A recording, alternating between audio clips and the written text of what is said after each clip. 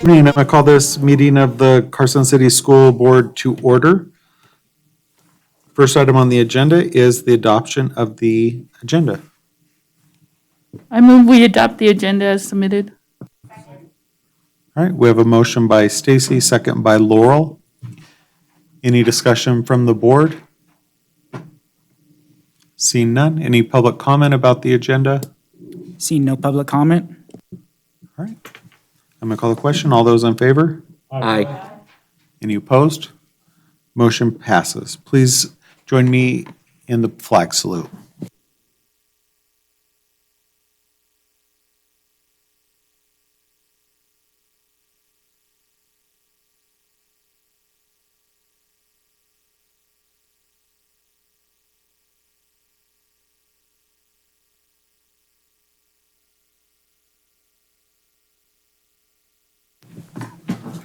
Thank you, trustees.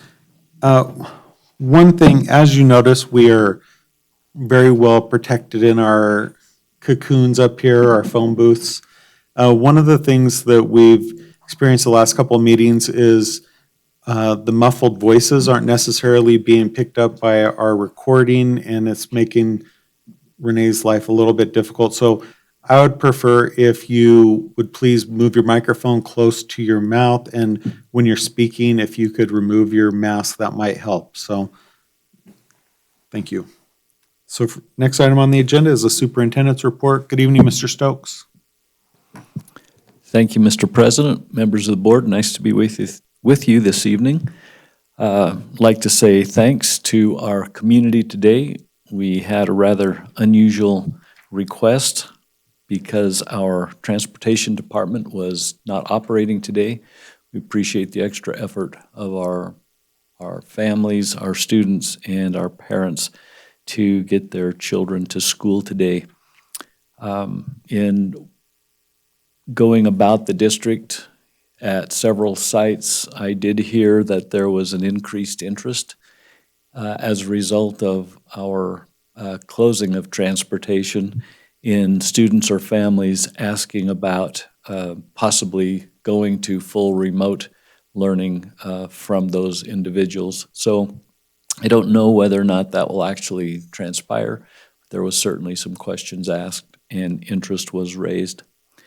I'd like for the board to know that I received a letter of intent to retire from Dr. Laura Austin, and her final day with the district will be September the 14th. So she has done good work for the school district, and I wanted to let you folks know that it's her intent to retire, and we wish her well in her this new aspect of her life.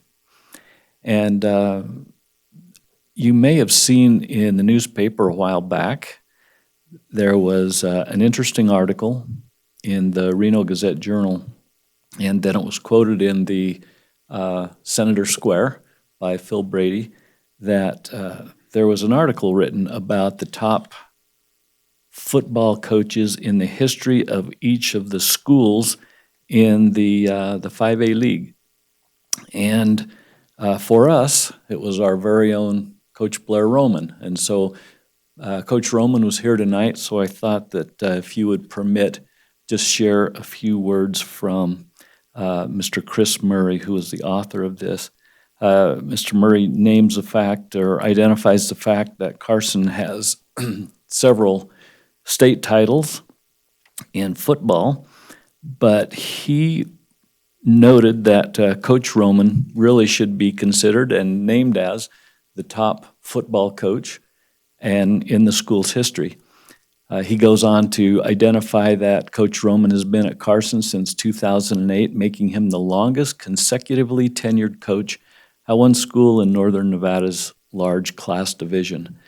The Senators under Coach Roman won league titles in 2009, 2010, 2011, 2013, 14, and 15, with an overall record of 77 wins, 54 losses, and of course we hope that he's not done yet. So really happy to have Coach Roman here with us tonight. Coach, anything you'd like to add for our board? If you'd come up just to the microphone. thank you for your service and for the young men that you've helped to grow and to develop. I've always appreciated that about our program. Our young men have good role models, and they're talked to in a respectful way, and I appreciate your work with them. All right. First of all, I'd just like to thank Mr. Stokes for inviting me and doing that. It's very, very thoughtful, actually. What I will say is it is nice to be recognized in something like that. Obviously, you put your life's work into something, and to be recognized publicly is always very humbling. I would have to say that probably my overall goal since I took over in 2008 really centered around two things: developing kind of my philosophy around championship people, which means the kids, and developing kids, because I felt like if we can develop the right attitude and the right kind of kid within the scope of the program, we'll be successful no matter what anyway. And the second one was to really try to build the program up into a source of pride in the community. And that's one thing that I think we have been able to accomplish quite well. I feel like our community cares about our football program, even in seasons where we might not be as competitive as others. But I will say that for me is a big source of pride as the coach is for the community to experience a lot of fun Friday nights out there. The other thing is just the amount of work that goes into being a head football coach, particularly at the large school level in 4A and now 5A. It's a lot of work to do it right, and you have to have good people around you to do it. You can't do it all by yourself. I've had just some awesome assistants that have played a big role in mentoring kids, coaching kids, obviously, and just helping me run the program. And I'd like to thank them too. So, in the final analysis, it's we've had some really, really exciting, good seasons. We've had some seasons where, our record, we might have struggled a little bit on the field, but one thing where I feel like I haven't struggled is with kids. And I know I told my old boss, Mrs. Fuson, a few times that, that's what it's really about. So, and obviously she was very supportive. So, but thank you. Appreciate it a lot. Thank you.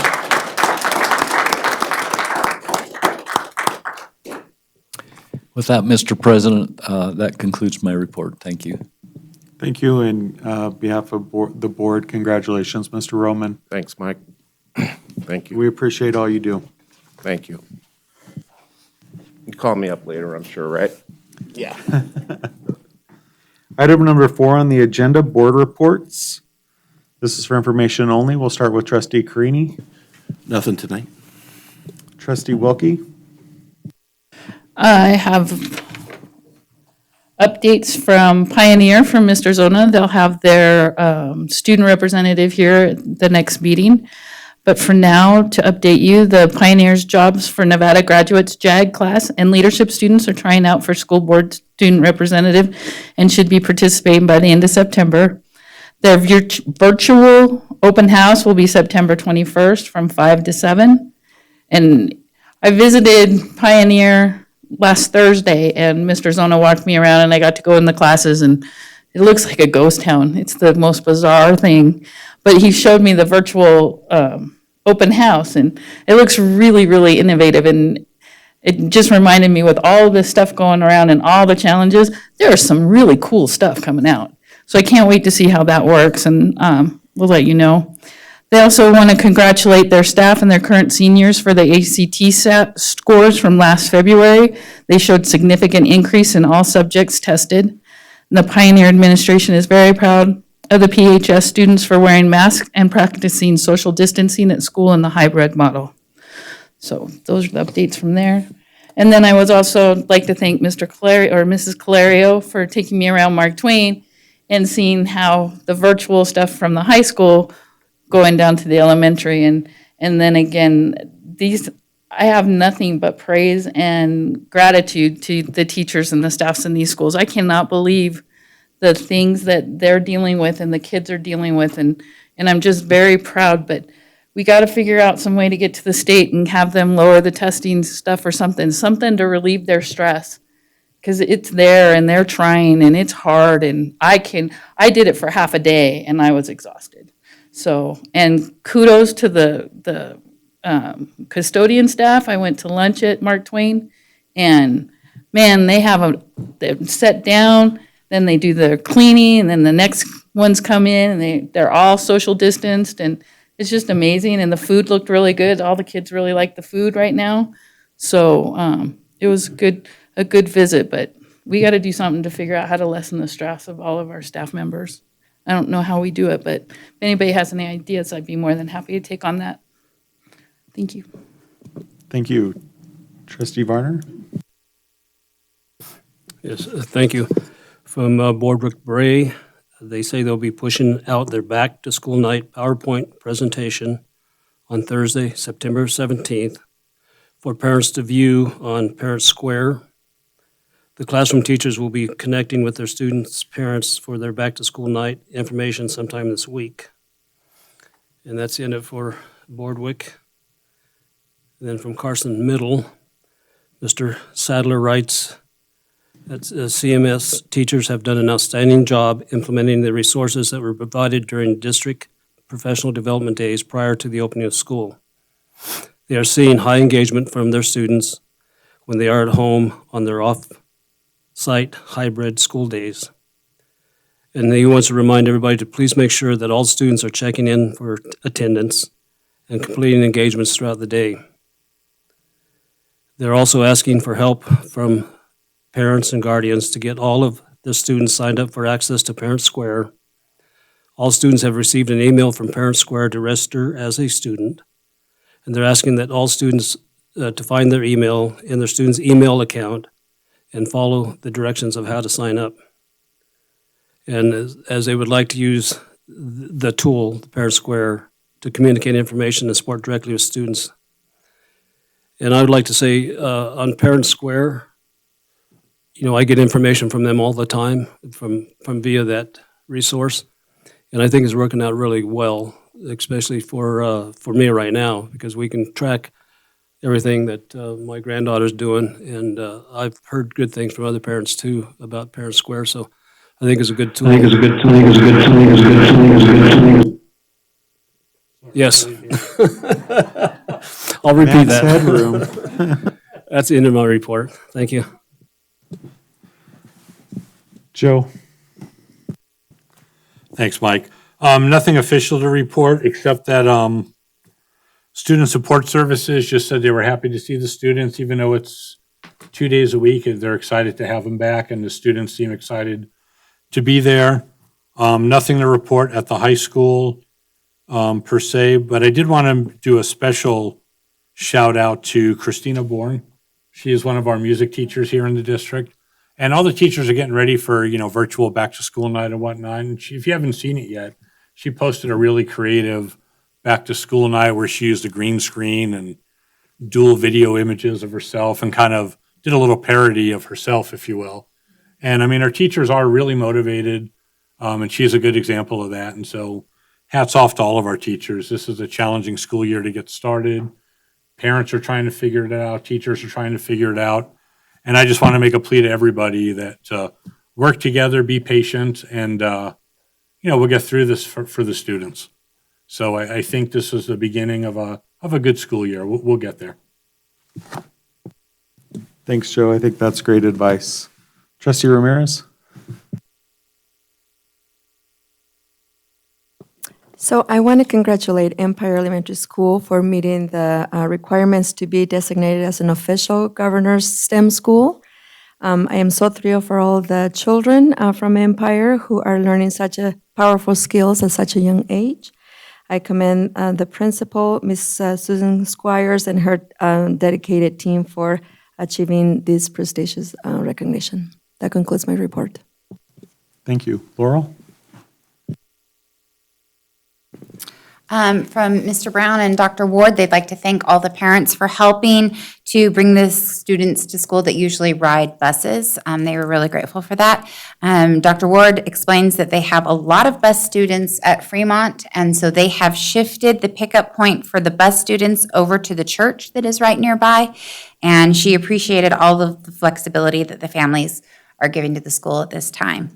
And also, Fremont is hosting a digital open house next Tuesday, September 15th at 6 p.m. And they've created several movies and video clips that will help the families learn about Title I status, nutrition, safety, attendance, and home learning expectations. So they can log into that and they'll get more information from the school on how to do that. For NASB, do you want me to update on that right now? So NASB, our conference is still scheduled for November 12th through 14th. It's up at South Lake Tahoe at Harvey's. The hotel is open and allowing us to have our conference with appropriate guidelines. And those measures will be in place. And so anyone who wants to attend from our board should just let Renee know. I know it's too close of a location, so if you want to stay up there, you have to pay for your own room, but it's a good rate that they negotiated for NASB, so that's it. Does anyone have any other questions on that? We are one of the only states in the Pacific region still meeting in person for our conference, and most of the districts that were on the call said they're willing to travel and attend, so there will be virtual things available to other districts. And then just an update as a parent too. My kids have been to school 4 days at school, and it is so great to have them have that opportunity to go to school and to, we're working at home. We're learning all kinds of new things at home, me in particular, about how to do things. So I do really think we still need to train our parents, particularly elementary school kids, on Google Classroom. It's not a place that I was familiar with before then, and I'm still learning where to find things and finding new classrooms and figuring out that I worked the Clever portal and now I can get to the science in TCI, but I didn't know that there was assignments on TCI. I kept watching the videos going, well, this is a short video. I don't know what we're supposed to do with this. So I think parents are definitely need that. But just the experience that my kids had going to school and being at school, all of them came back happier than they've been in a long time. And just the things that teachers can do in a classroom are just not the same as what can be done remotely. And I'm so appreciative that we have this opportunity for them to have that experience. So that concludes my report. So I guess my report is real similar to Joe's. I was going to comment on Christina's video as well. I thought it was real impressive. I was even going to suggest that our candidates on the board might ask her about some tips for an introduction video for November. Joe, I want to hear some duets with yourself. She's much more creative than I am, so good idea. It's probably true. And then also, I've talked to several parents, teachers, and I think there is a great sense of optimism from most people I speak with. But even just in speaking with Laurel and the challenges that parents face in navigating these digital tools, which are new to the students, certainly new to the parents. And, one of the things I think that we all need to remember is this is new for our teachers also, and they might have a little bit more training and experience than our parents do, but they've also never taught their classes this way. And I think our teachers need to remember that even though we're doing this and going to professional development, our parents aren't in those professional development. We truly are going to have to work together, as Joe was saying, and give each other the benefit of the doubt and be patient. It's going to take time for all of this stuff to come together, but it's important that we as the adults kind of coordinate and meet the needs of those kids. And so that's what I was going to say, and congratulate Christine on what I thought was a great video. And, you know, I'm not always right on top of social media type things, but the things I do see from teachers in our district is impressive. And I think that Stacy is absolutely right. Our teachers, our staff, our administrators are working really hard. And I think that this is going to be a really hard year. And I don't know what we do to make things easier, but we certainly need to be supportive. And I think that we do need to have kind of our ear to the ground, trying to figure out what we could do to lighten the load as much as we can. And I know that Mr. Stokes and I have talked about this, and he and his staff are trying to find similar ways to help out. And so I just want to say that I agree with Stacy and Joe with that. Next on the agenda, we have association reports. Mr. Wallace, good evening. Good evening, Mr. President. Brian Wallace, OCA President for the record. Trustees, Mr. Stokes, members of staff, and parents, and anyone else out there tuning in to us as always on Tuesday. Just one little quick bit at the national level, NEA, NSCA, and of course us as OCA are starting to monitor is whether or not the Federal Department of Education is going to entertain any type of testing waiver for the year. All of us as educators, as many of you have already just echoed, are head down in the trenches right now and really working hard. But due to the several unknowns before us, and as we continue to make the very best of this, especially in this district, is that looming federal testing. We're all for accountability. We always have been. But I think everyone can agree it needs to be fair accountability. And this is not per se a fair year, especially not knowing what may happen, as we just saw with transportation. It's literally out of everyone's hands. And we need to abide by what comes down from the health department, take care of our staff district-wide, take care of each other inside of this room, and then most of all, take care of the children. It is worrisome and extremely concerning that we've got sites already stressing about testing. And that even can be said for the state level to some extent, not knowing where they're coming with star ratings either. And while all of those are a nice reflection of us, it's not going to truly reflect what has taken place this year, especially in this district.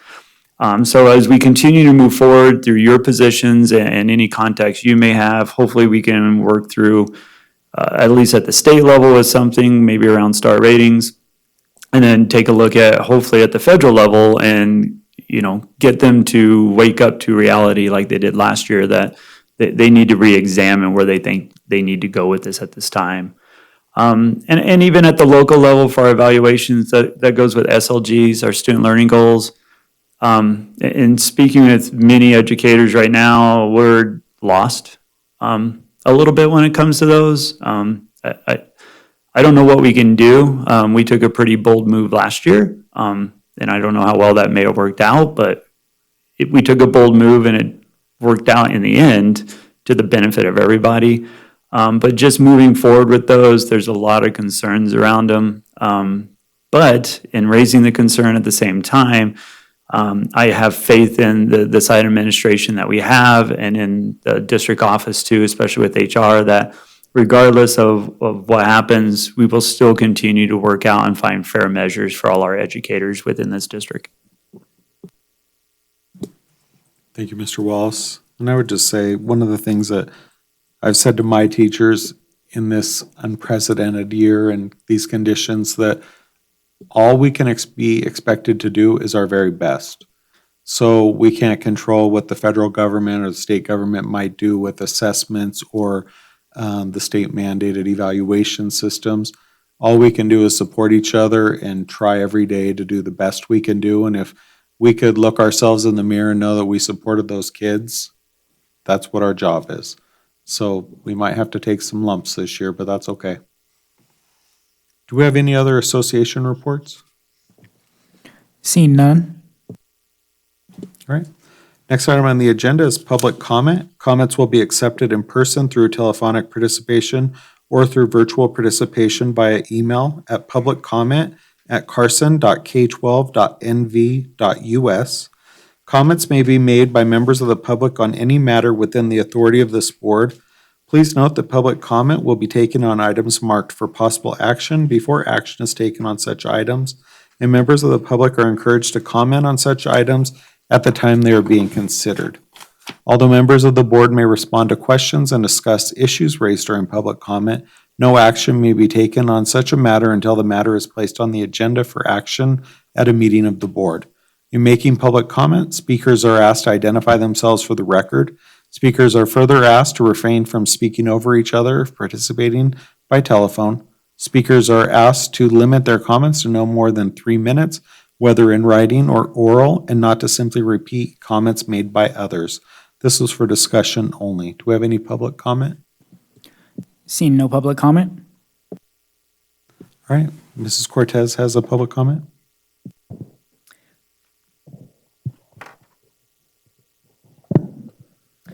This public comment is from Elizabeth, the parent of a third grade student attending at Seeliger Elementary. Her child has been unable to successfully log into Zoom meetings and distant learning in general, and as he attends the Boys and Girls Club during his remote days, and they've been experiencing internet connectivity issues. She's reached out to the teacher communicating this concern, asking that alternative options for when he isn't able to connect to the internet, and ask for assistance obtaining a hotspot for him to use on days that he's at the Boys and Girls Club. The response I received was that the Boys and Girls Club should be resolving their internet issues within the next 2 weeks. I then decided to call the district office to ask for assistance regarding a hotspot. I was transferred to an IT voicemail and have yet to receive a response. I'm sure the teachers are trying their best, and I have heard you all reassure that this year's distance learning model would be remarkably different from that of last year's, but this has yet to be the case. I have been told to have him do learning apps for a total of 1.5 hours a day on his remote days, and the few planned assignments he has received so far do not even have due dates or instructions on how to submit once completed. Asking a third grader to be responsible for managing his distance learning curriculum is unrealistic, and he does not feel like he is being set up for success. I have tried to support him through this process as much as possible, but with a little direction and guidance I've received from his teacher directly, I'm being forced to rely on secondhand instruction from my third grader, which I'm sure you can all imagine is less than ideal and probably not accurate.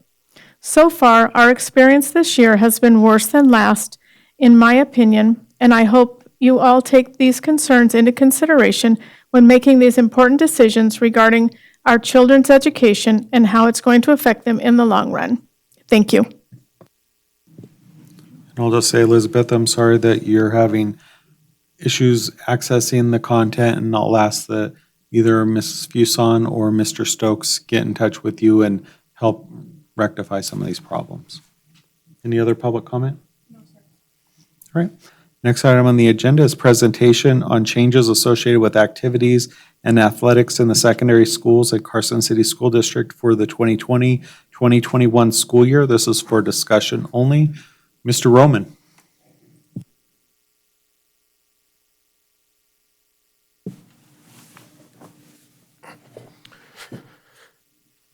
My name is Blair Roman. I am the athletic director at Carson High School, and in that capacity, I oversee the athletic department at the high school.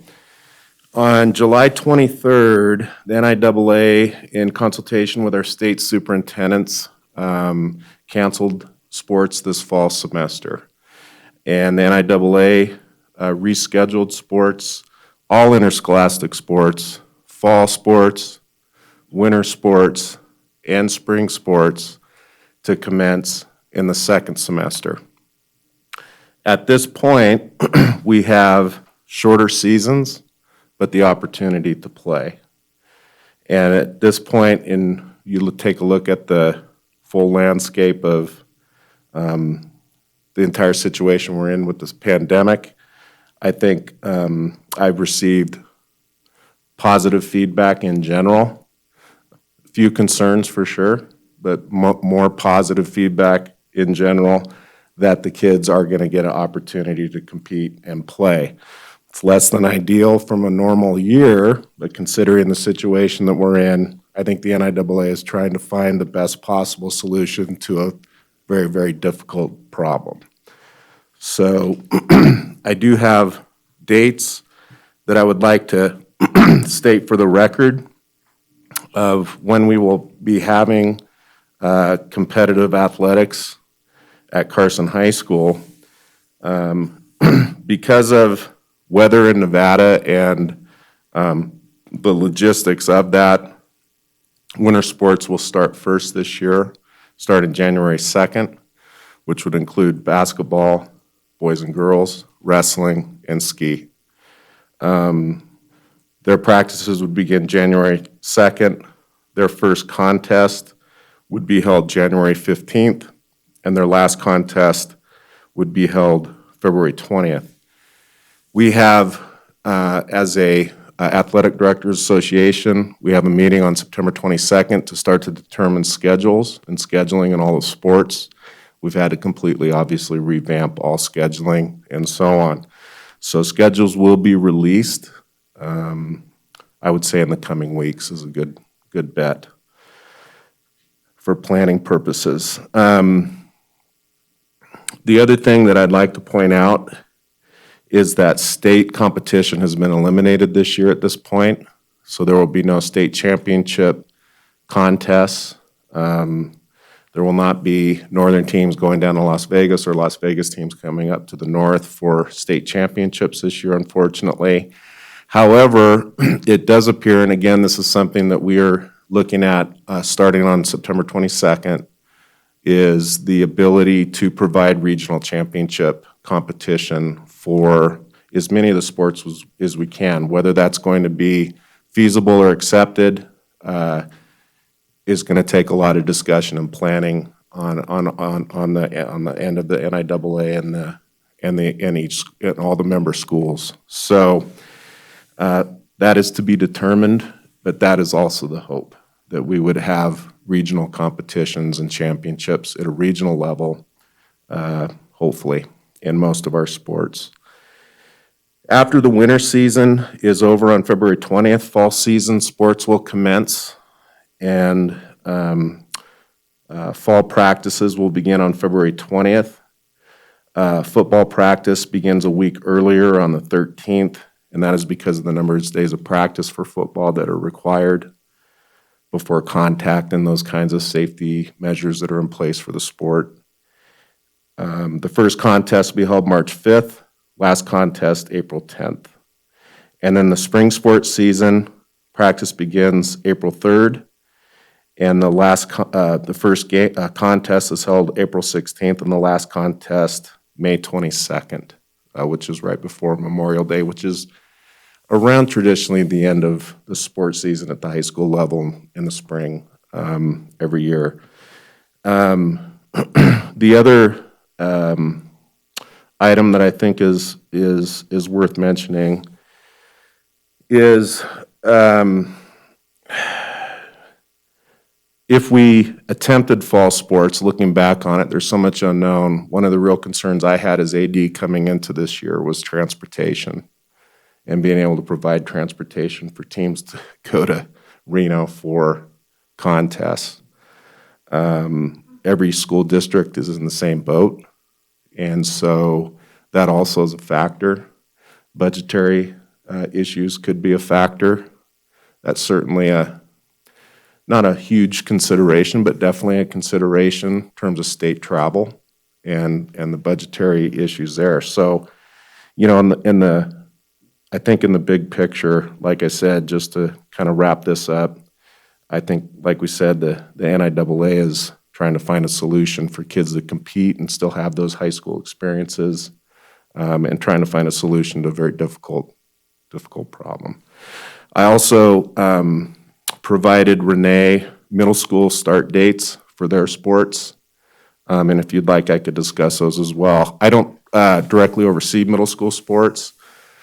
Each site principal does at Eagle Valley and Carson Middle. However, they did provide those for me, and I would share those if you guys wanted me to. So, you want me to do that real quick? Okay.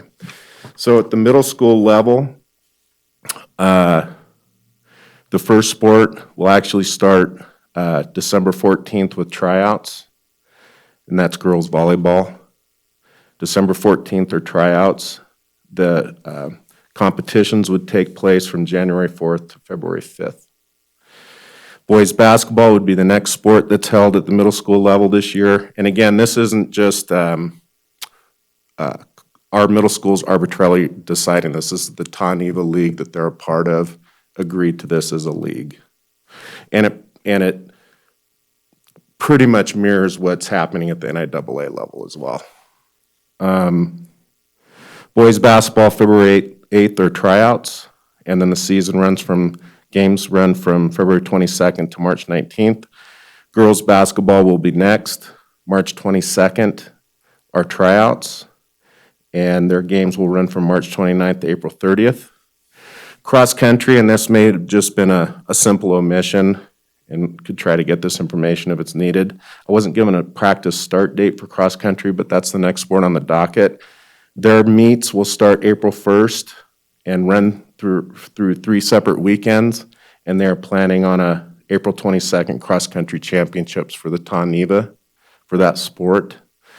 I'm assuming that their practices would probably start around the time girls basketball is ending.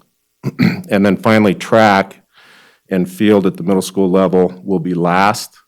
April 26th is when practice starts. May 6th through the 20th are the meets, and then they're planning on a May 26th TANEVA championship at this point. Obviously, a lot of the championships that they'd like to maybe plan depends on the conditions on the ground, how many people can be allowed at an event, all these kinds of things that are factors that obviously we'll have to navigate when the time comes. And it's the same at the high school level.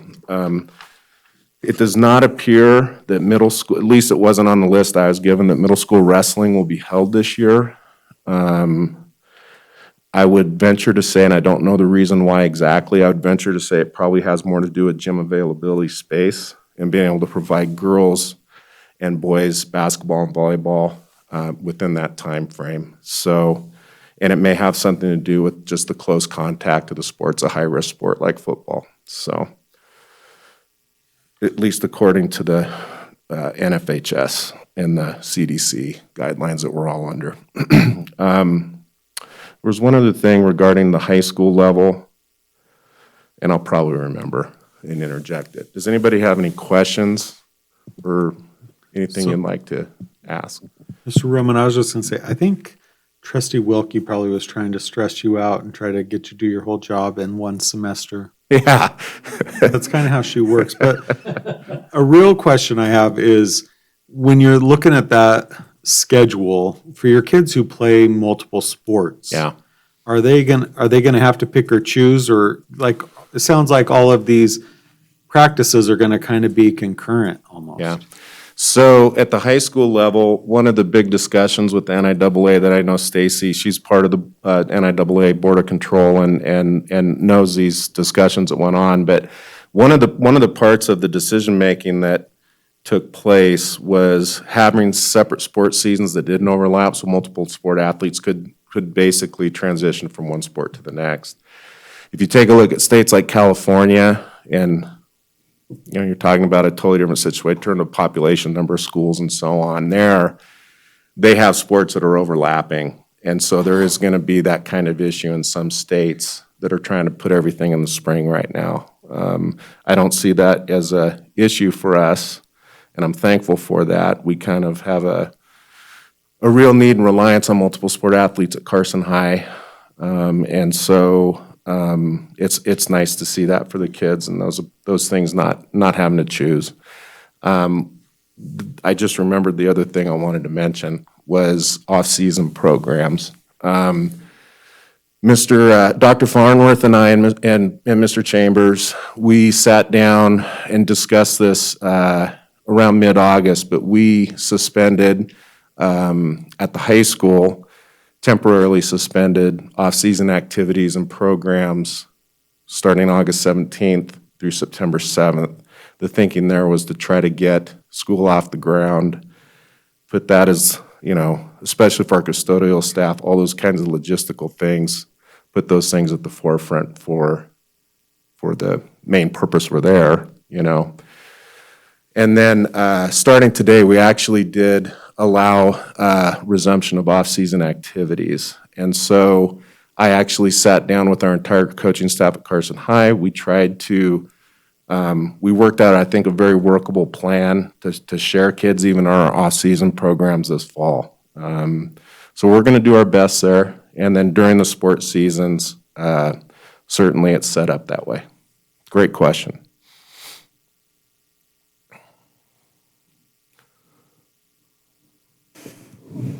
Casey? So when you guys are discussing, when the athletic directors are getting together and they're talking about the regional championships, is that something that you want me to bring up at the meeting? Because we have one September 15th and 16th, and it could be under item 21. Yeah, I saw that. So it would be. I think it's definitely a good point of discussion to see where people are at. There could be some major logistical issues. I mean, who knows where we're going to be at that time? But I think in the general consensus and the athletic directors and all the coaches that I deal with and talk to, coaches would love to see regional competition, especially since we're not going to have any state competitions.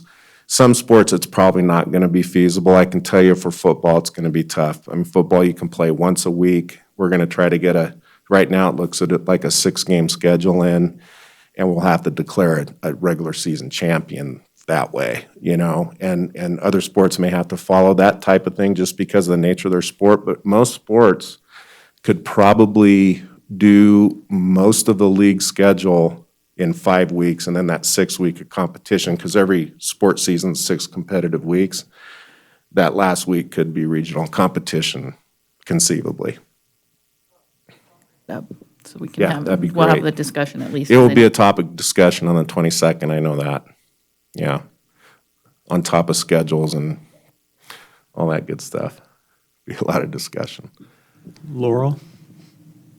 Oh, I'm just sitting here, and I know we're all making lemonade out of all the lemons that we've been dealt, but I just really want to, I don't know, I really feel for these kids. Two of the athletes that have been affected by all of these changes were my senior last year and my senior this year, and it's just really, it just stinks, and I just think that we all need to say, sorry, kids, it stinks, because it's really hard on them. And then I guess my question for you is, with some of the recruiting with some of these kids that are looking at going on to scholarship, this is how some of our kids get to college. Yeah. Are those, and some of them really need their senior year of competition to solidify where they're going to go. Is that still happening? Are they still doing the recruiting that they can do, or are they kind of in the waiting phases? How's that going? It's a great question that I don't have the answer for. And I wish I did. You know, I think the biggest thing, Laurel, is because I have a senior who's part of our baseball program, wasn't able to play last year other than the first 2 weeks, and who knows if they'll have a season this year, his senior year. And so I know what every parent feels like. You feel awful for the kids in that sense. And, you know, and I think the kids are probably handling it a lot better than the parents, to be honest with you. They're just so resilient. And I wish I had a better answer for you. And I'm not going to sit here and, you know, give you some cliche answer about the recruiting piece. But I will say that I feel like every coach at our school is still going to do what they do for the benefit of their athletes that are getting recruited, that they have control over. And that's all we can do. I can speak for football. That's all I can do. So, you know, those senior athletes, even junior athletes, quite honestly, because a lot of these kids do get noticed when they're sophomores or juniors on the recruiting radar sometimes. So, you know, it's a daunting thing, and it not only impacts us, it impacts colleges. I mean, they're looking at it like, where do we find kids? You know, so they're having to figure out their way too. So, but if I had a better answer for you, I would share it with you, and maybe I will at some point, and I can reach out. Yeah. Thank you, Mr. Roman. You're welcome. If you have any other questions or anything, just let me know. Thank you. Next item on the agenda is item number 8, presentation on the CCSD COVID-19 outbreak response plan. This is for discussion only. Good evening, Ms. Sear. Good evening, President Walker and trustees, members of the staff, families, and public. The last time I had the pleasure of speaking to you, I updated you on the district's pandemic management plan, and we talked about a outbreak response plan that had been shared with us just, I think, the day before. So that item is in your packets, and I won't go over it in great detail with you. I do have a presentation that I'll share with you. But the outbreak response plan that's contained in your packets is the document that's being used by all schools in the Quad County region. So these protocols are consistently followed by Story, Lyon, Carson, and Douglas County school districts. The plan essentially talks about what we want families to do before sending their students to school, how we are handling reports of illness, the illness reporting logs that are being emailed over to the health department on a daily basis by each school, what we're doing to control the spread of illness, the exclusion criteria for keeping students home, keeping staff home, readmittance criteria, what steps are being taken to isolate students in the schools that become ill during the school day, how we handle closure of rooms and/or buildings, our cleaning and disinfecting protocols, other personal protective measures such as hand washing, physical distancing, face coverings, and covering coughs and sneezes. And then you'll find the appendix with those forms provided by the health department included in that outbreak response plan. Before I move on, are there any questions you have about the outbreak response plan? No. I think Okay. probably just let you go and then we'll ask questions based on the presentation. Sure. So this is a presentation that was provided to us by the Carson City Health and Human Services Department and was shared out with all of the school districts in the Quad County region. This was shared out to our principals in their last principals meeting, and I think they found it very helpful, cleared up a lot of confusion. So Mr. Stokes thought it would be helpful to share this with you this evening. So to just review some of the common terms that we hear each day when we're working with the health departments, whether that be the Washoe County Health Department or our own, a positive test result is an individual currently has an active infection with the virus that causes COVID-19 and can transmit the virus to others. A negative test result is that the individual did not have an active infection with the virus at the time that the sample was collected. This individual may still contract the virus and become sick at a later time. And then close contact is someone who was within 6 feet of the infected person for at least 15 minutes, starting from 48 hours before they began feeling sick until the patient was isolated. So those are the specific definitions of those terms. Self-isolation keeps someone who is infected with the virus away from those who are not infected with the virus. So when the health department asks that an individual self-isolate in their home, they're asking them to stay away from their family members as well, to isolate themselves in their home where possible. Self-quarantine keeps someone who might have been exposed to the virus away from others. These are the current COVID-19 symptoms from the CDC. This list of symptoms is changing and can be updated at any time. But at this time, we're looking at a fever of 100.4, or chills, cough, shortness of breath or difficulty breathing, fatigue, muscle or body aches, headache, new loss of taste or smell, sore throat, congestion or a runny nose, nausea or vomiting, or diarrhea. And I have a question. For families looking at these things, for those of us with seasonal allergies, it's starting this month and going. Or smoke from fires. Right. I mean, runny noses, things like that are fairly common. So what is best practice for parents when they're looking at these symptoms, or even for our teachers or staff members? So the guidance that you'll find on the frequently asked questions section of our website asks that those individuals contact their medical provider and discuss those symptoms with them. So if your family doctor knows that your child has asthma or suffers from seasonal allergies, then they're going to be looking at whether or not there are new symptoms or symptoms that aren't normal for that child or that staff member, and where they've been, if they've been in close contact with anybody who has tested positive, or if they have someone in their home that they're caring for. All of those types of things are things that we would recommend they discuss with their family's medical provider. So what we want to see happen if a staff member has symptoms, if a staff member shows up to school with symptoms, we're asking that they go home and either contact their medical provider or the health department to arrange for testing, that they self-quarantine at home and not return to campus until they're symptom-free.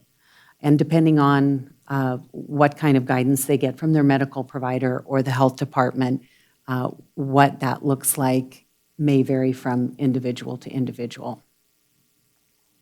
If a student has symptoms, shows up at school with symptoms of COVID-19, we identify an isolation room, and those areas have already been identified in each of our schools. So we have a designated room that's set up with what we need to have in that room. The nurses have all of the PPE that they need to don in order to get up close to that student and assess them, take their temperature, look at their symptoms.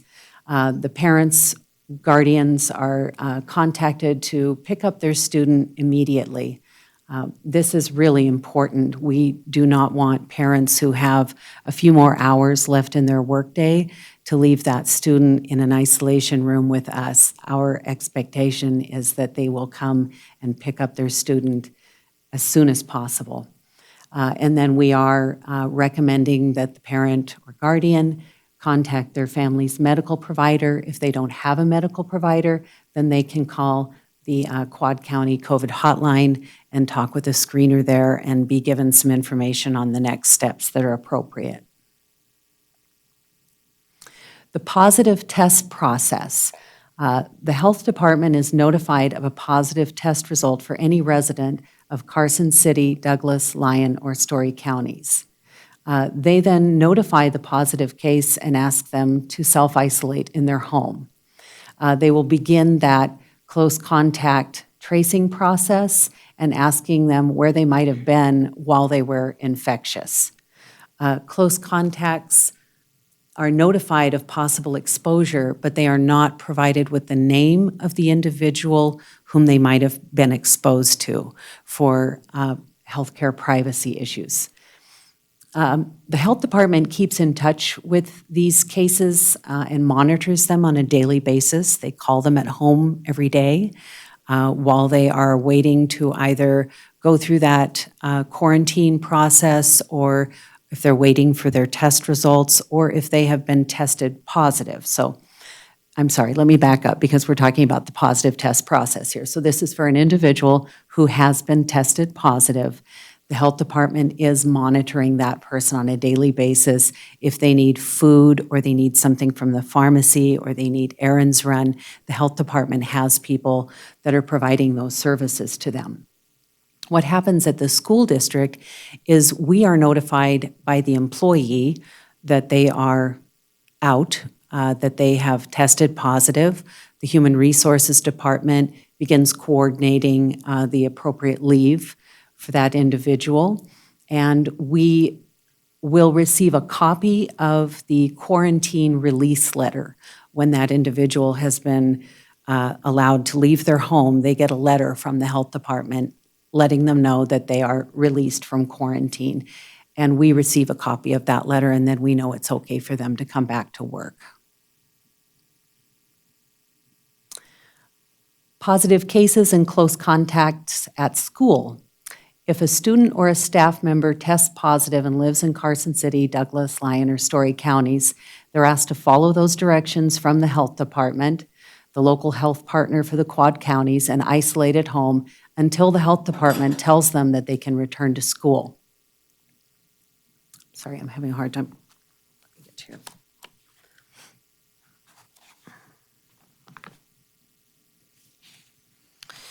So they're going to continue to monitor for symptoms of COVID-19, and other students and staff members do not need to self-quarantine unless they were told that they were a close contact of the case.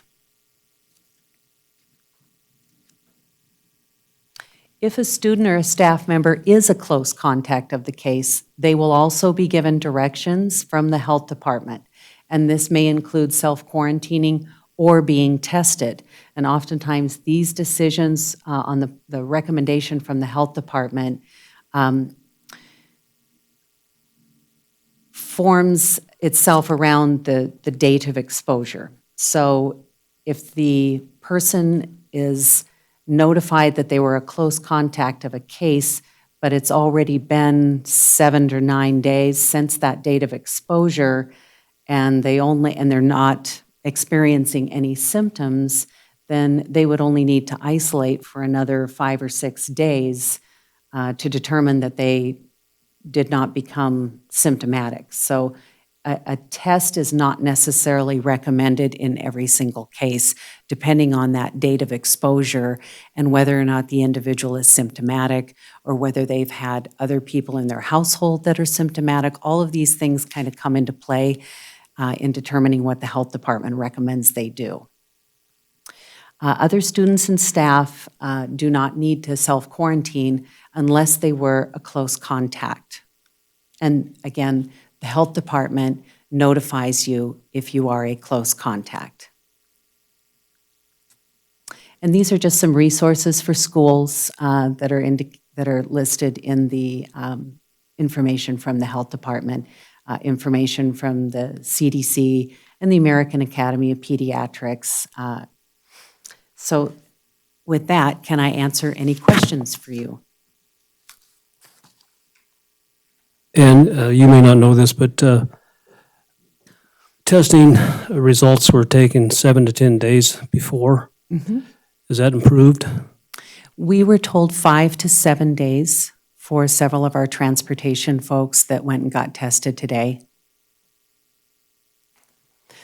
If someone is symptomatic to the point that they require attention at the emergency room, they're having difficulty breathing, they have a high fever, they go to the emergency room, they will be given a test at the hospital that's a different test. Rapid test results come back in 2 days. So if they're going to be admitted, then they'll give them that test at the hospital. So, Ann, so last spring, I had a staff member who was tested positive.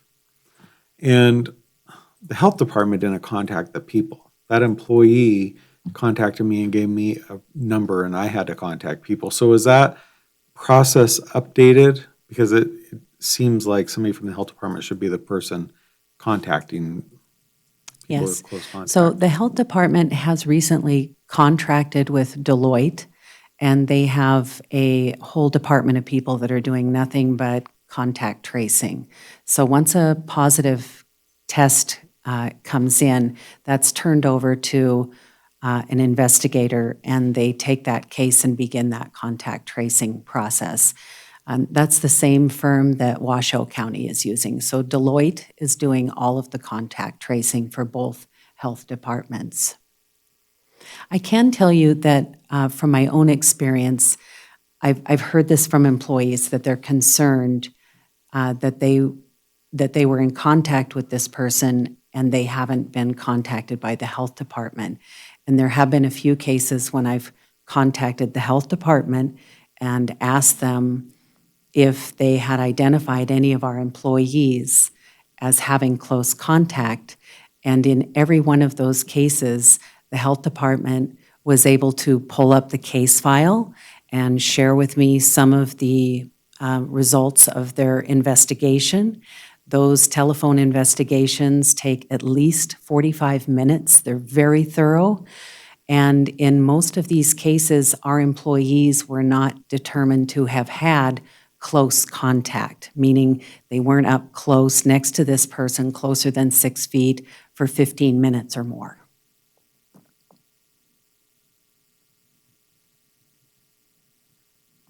Thank you so much for the thorough presentation. My pleasure.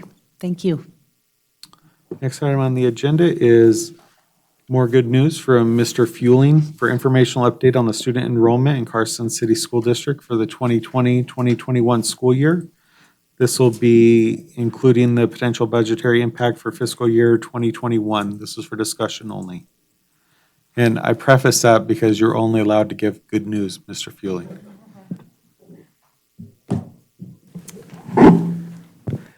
AJ Feeling for the record. Thank you for the no pressure intro. So, thank you for having me back this evening. Tonight, talk about, I guess, the impact of COVID in a bit of a different way. It's been such an amazingly convoluted year in many ways. And so this is kind of the reality check of what the impact is to the district out ultimately with managing the affairs of the district and the impact of COVID. But I guess really down the line, there's impact beyond this year. So this presentation has, excuse me, two parts. So the first part talks specifically about enrollment and what the impact of that is on the budget, and it is significant. And the second part gets into specifically kind of the more of the grants area of the budget, and this year a unique set of grants related to the CARES Act that was passed by the federal government, and the support that's offering, and Trustee Wilkie had asked about that specifically at the last meeting, so that is included as well. So for this first part, enrollment, and looking at it in terms of a comparison to last year, it is down. For homeschooling, we are now closing in on about 150 students that have moved to homeschooling district-wide.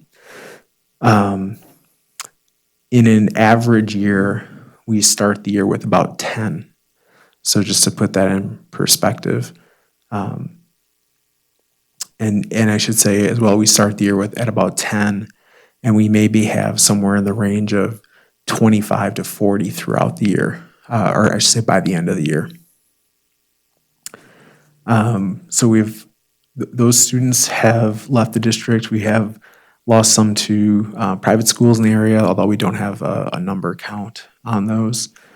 And then also kindergarten and pre-K. So the hard part about kindergarten and pre-K is that we don't really know how many, like what the potential is, right? We don't know how many kindergartners are coming in any given year. We're using history, the trends we see within those classes year to year. We're looking at the trends of birth rates 5-6 years prior. And those just don't mean a whole lot this year because of what has been going on. So we'll talk about that. And looking at enrollment, we're looking at it in two different ways. So One is the survival difference. So survival in my world is in a given year, you have a child that's a third grader, last year, say third grader, and then this year they're in fourth grade, so they have survived to the next year. And then also looking at in that look will give you more of a feel for, I think, the impact of where we have lost students here and the reasoning for losing students. But then also the absolute difference of looking at third grade last year to third grade this year. And that's not as important, I guess. It's more important from a staffing view. And a lot of our principals will have to move staff based on these sorts of things year to year. But given the reduction in students, it's still kind of an interesting piece of information to see. So this is a look at, I tried to color code it so it'd be hopefully a little bit easier to follow. But, I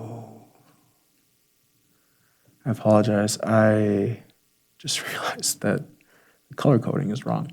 So what this is supposed to show, and it does, just the color coding is a little off here.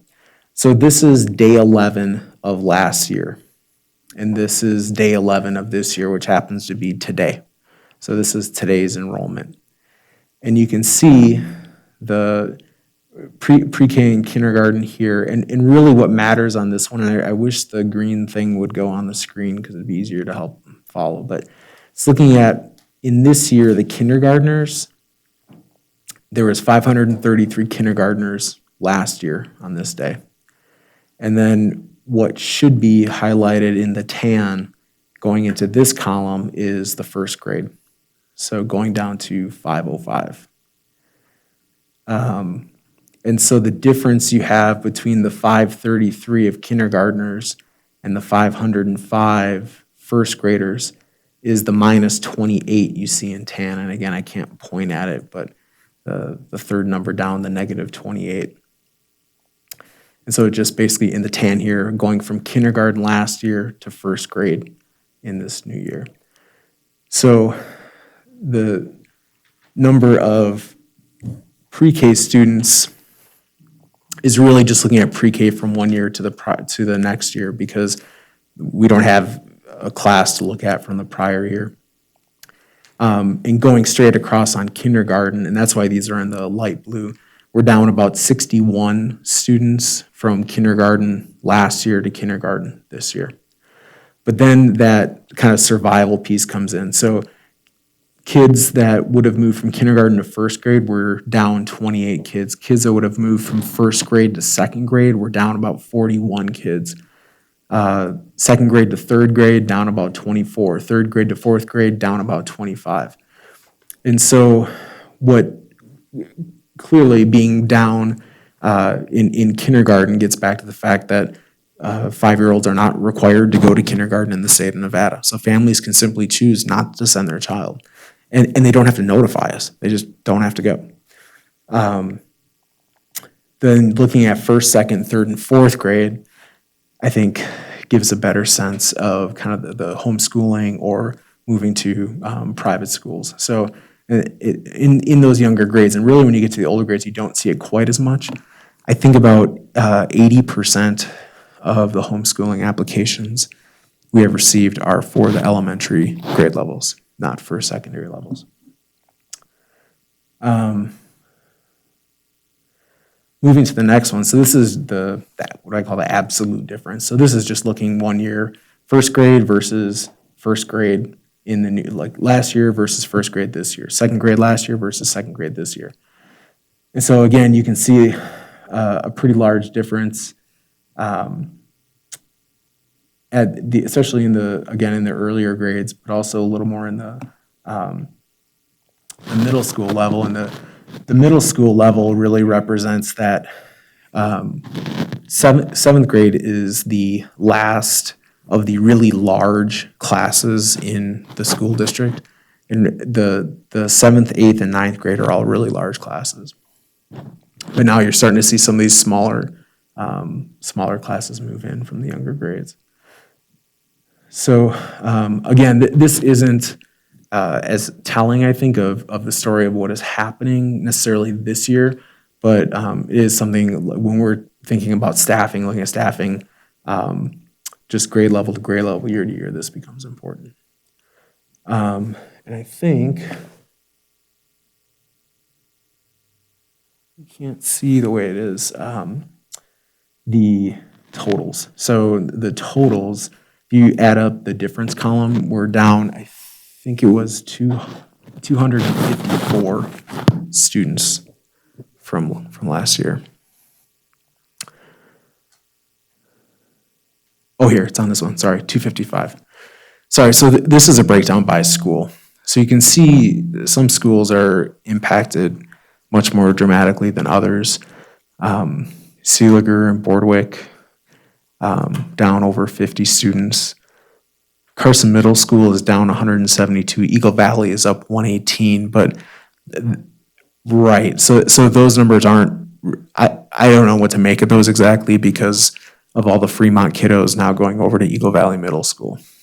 But still a larger decrease in students than we expected at Carson Middle and a larger increase of students at Eagle Valley, for whatever that's worth. So Fritch and Empire both also down about 50. Fremont's down a bit. Mark Twain held strong with no change from day 11 last year. So what's the impact of that? So losing about 255 students is worth about $1.8 million in revenue for the district. What that means, I guess, try to wrap your head around that, is over the last 2 years, the district has made many decisions, you have made many decisions to try to get to a balanced budget. And the budget based on this is no longer balanced after all that work. One of the things I didn't want to commit, so whenever you're looking at this sort of thing, there's two sides to it. You have the revenues, which is easy to figure out in this case. Then you also have the expenditure side. And one of the things that I wanted to do my best with for this presentation was give a sense of how that has changed, because that also has changed. You have had a lot of turnover in staff, especially late coming into the school year, and that has made a big difference.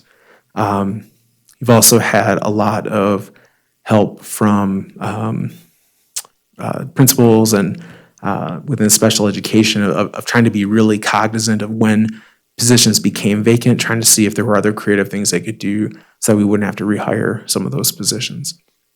And so that has been going on over the last several months as well. And so, apologize AJ, can I ask you a question? Yes, sir. Before you go on? And it's not just because I wanted a mask break. How does hold harmless play into something like this? I mean, we're seeing, obviously, I think most people would expect we're see drop in attendance, which equates to a lot of money we're going to lose. But, I mean, given the fact that we're changing funding formulas and we have this going on, I guess that's my question, is how does hold harmless factor into all this? There's a couple pieces to that. So up until 2015 or 17, and I forget which session it was, there was always a hold harmless built in for districts that would recognize declining enrollment in any year. And what it was is that if your enrollment went down, you got to take the better of the prior 2 years. In 2015 or 2017, I think it was 2017, it changed so that it was only available if your enrollment dropped by 5% or more. So as of right now, we're still in this old Nevada plan realm. Our enrollment has dropped by about 2.5%. It seems in that range. So we would not be eligible for hold harmless. It'll be interesting next year because with the new funding formula coming in, the hold harmless, the enrollment number, I don't believe is actually going to matter because the hold harmless is set at a total dollar amount. And it doesn't matter if we add 1,000 students or lose 1,000 students. As I understand it, we are going to get this dollar amount. So what's nice is looking at next year is even though the numbers aren't entirely finalized, the commission is kind of getting close to that. So we should actually know what our revenue number is fairly early in the process looking at the budget for the next year. But it's not for sure at this point, and it's a little complicated because they've kind of mixed a lot of funding streams together, so we have to kind of sort through that. But at least within the context of this year, the hold harmless isn't going to help us out, unfortunately. So again, apologize for the small font. So looking at expenditures, and this is really rough. I always keep a staff costing running throughout the year, and I use that for all of our budgeting. But this time of year is a really bad time to do it because a lot of things are in flux and people are moving around and trying to nail down what staffing looks like at each school and all the new people coming in and people leaving. It's not a perfect science at any time, and early in a school year it's especially difficult. But trying to recognize that there are a lot of, as I mentioned, resignations and retirements that have come in the last months. And within that, then principals and help of student support services looking at possible ways where some of those staffing positions may not have to be replaced. And they've been fantastic at offering solutions to some of these, or I should say solutions, but just ideas to kind of help with that. Savings then also for positions that were replaced. In many cases, there were a lot of younger, new staff that are kind of fresh out of the college ranks that had been put on hold because of hiring freezes across the state. So I think in that regard, when a lot of those openings came, if they were replaced, in general, when you look at the placement of our new hires, they tend to be in the younger or less veteran quadrant, so they don't have as many years of experience. In prior years, we've had a couple years where we had a lot of new hires, but they actually were very experienced new hires for the district. So that did not happen this year. So a very rough number of the savings, or I should say reduced expenditures from this type of activity seems to be about $600,000. So that improves the picture. That's a good thing. But again, it's still early. There's still more kind of work that has to be done with this. But I wanted to give you a sense of both sides of that because that 1.8 number is a really big number, but 600,000 is also a big number to help offset some of that. So with lost revenues of about 1.85 million, reduced expenditures of about 600,000, the overall impact is a net negative 1.25 million. And again, just trying to think of this in terms of the budget you have approved. You have approved a budget that is balanced. Okay, so with this impact of negative 1.25 million, that makes us it's basically a deficit budget of about $1.25 million.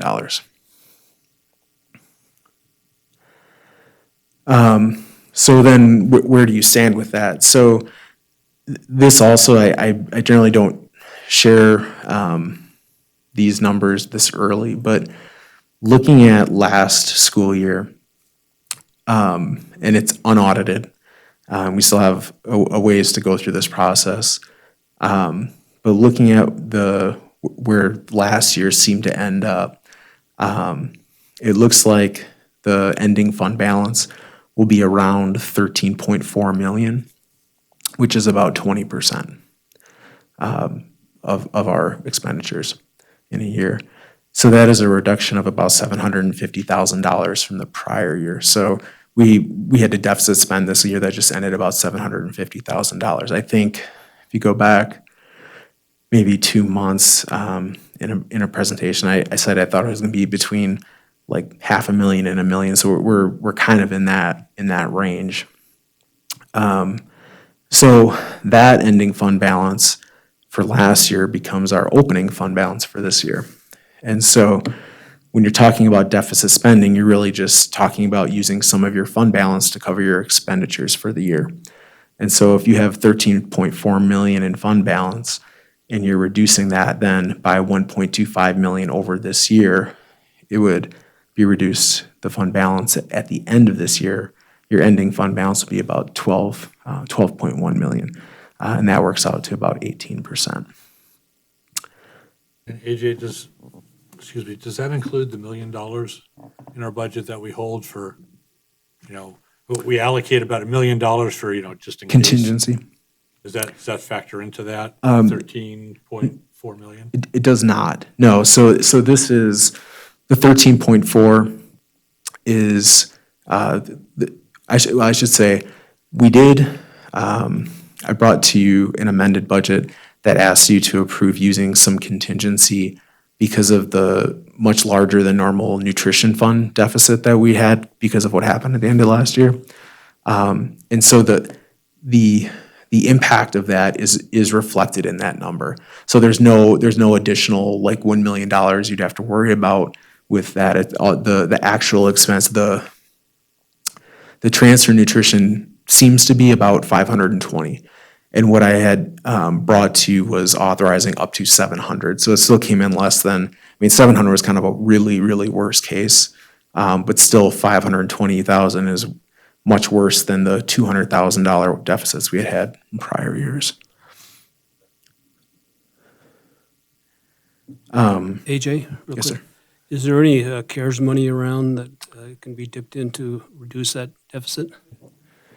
Sure. So I'll get into the CARES money in a little bit, but for the most part, the CARES money can't be used specifically to offset losses in revenue. But there's ways to use it that ultimately end up helping in some of those. So it's not real straightforward, but we can use it in some ways to help. Especially with some of the expenditures, we really don't have a choice with. If we didn't have that money, all the expenditures taking on for like new custodial supplies and these sprayers and masks and gloves, and that would all impact this, and so it takes care of that. And then depending on how staff is being used, there are staff members as far as that their job looks very different this year, and because they have effectively been kind of redeployed to do some kind of this different work, in that sense, they could be eligible to use some of those CARES dollars, but it's really kind of for different work in some ways. So, it's kind of a complicated place, but I'll talk a little bit about it coming up. And I guess the other thing I wanted to speak to as well, when you talk about fund balance, there's really kind of specific reasons why it exists. One is simply just to have kind of the ability, you have cash flow, right? Because your money coming in, as a small business owner, you would know about money coming in and money going out, right? And that doesn't always balance really nicely. And so having some cash set aside so that you can manage cash flow throughout a year. On my side of things, and we come to you once in a while with bonding for capital projects, the ratings agencies like to see a fund balance that represents that you're not spending down constantly, that you're being responsible with your money, because they feel like you're a better risk then, and so they'll give you a better rating. So to even get the best rating from an agency, you have to have at least a 30% fund balance. And that's not something a lot of school districts have. Some do, some of the rurals do, but not many. And then the other kind of reason, and I think it's kind of where we are now, is when you have tough times, right? I mean, that's one of the major reasons you have fund balance. So when you do go through a difficult time financially, you have something just like your own savings accounts you have in your family, right? This is something, or emergency savings accounts, this is what you can lean on. So in some sense, I feel that kind of is represented here. Any other questions about that? I just, not necessarily a question, it's more of a comment that, you know, these numbers are pretty daunting, but at the same time, we have to have our staff, because we don't know how many families are out there waiting to see what happens and deciding whether they're going to put their kids in school still. There could be some that are still thinking about taking their kids out of school. So, I mean, there's so many things that we don't know. And I think that's what makes our job so hard, is because we have to have the staff and the tools ready to educate these kids as soon as they land on our doorstep. It's a tough spot to be in. I think that's a really good point, Trustee Walker, and two, not even looking at this year, but looking beyond, right? So we have this large number of students that isn't in the that are not in the district, and so how many of those homeschooling students come back next year? And we have to staff back to what we were, you know, in a very short order. Kindergarten. So families have chosen, many have chosen not to send their students for kindergarten here this year. So the last 3-4 years, we've averaged 540 to 550 kindergartners. What if all of a sudden we have 650 of them? You know, so it would be really nice if, you know, they would all let us know well ahead of time what their choices are. I don't know. We all agree with that. Yeah. I mean, it's a really tough spot to be in, and I don't mean to minimize the significance of that, but it is, you know, finding staffing as we are finding with trying to hire some of these CARES Act positions is not easy, and it's so strange to me that you have the highest unemployment in the country in the state of Nevada, yet we can't get people to apply for jobs. And that's not new. That's just the way it's been.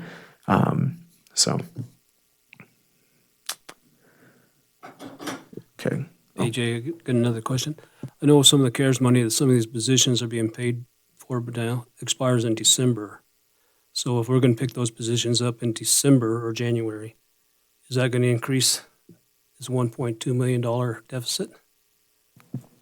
So all of the positions that we have picked up in some of the varying CARES Act pots are all,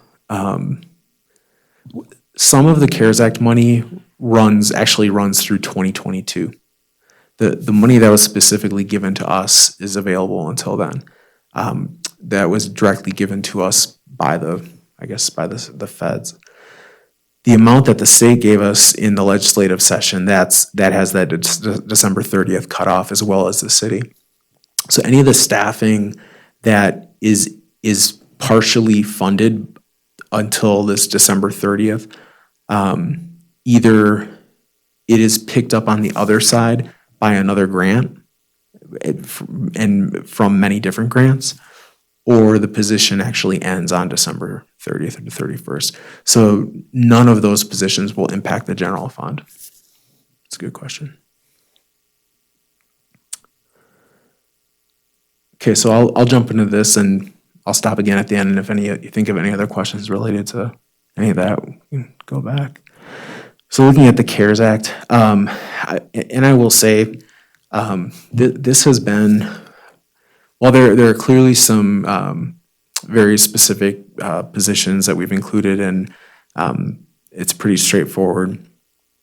When it comes to some of the expenditures that are not staffing related, they were, in some cases, our best guesses at the time. I mean, when the city came to us and said, hey, the Board of Supervisors has said that school district is the #1 priority for the city's CARES Act dollars, what do you need? And we were having meetings and conversations and trying to figure out how we would spend potentially all this money come the school year that was still a month out. And really, there's some things like we knew we needed more beds for the nurses' offices.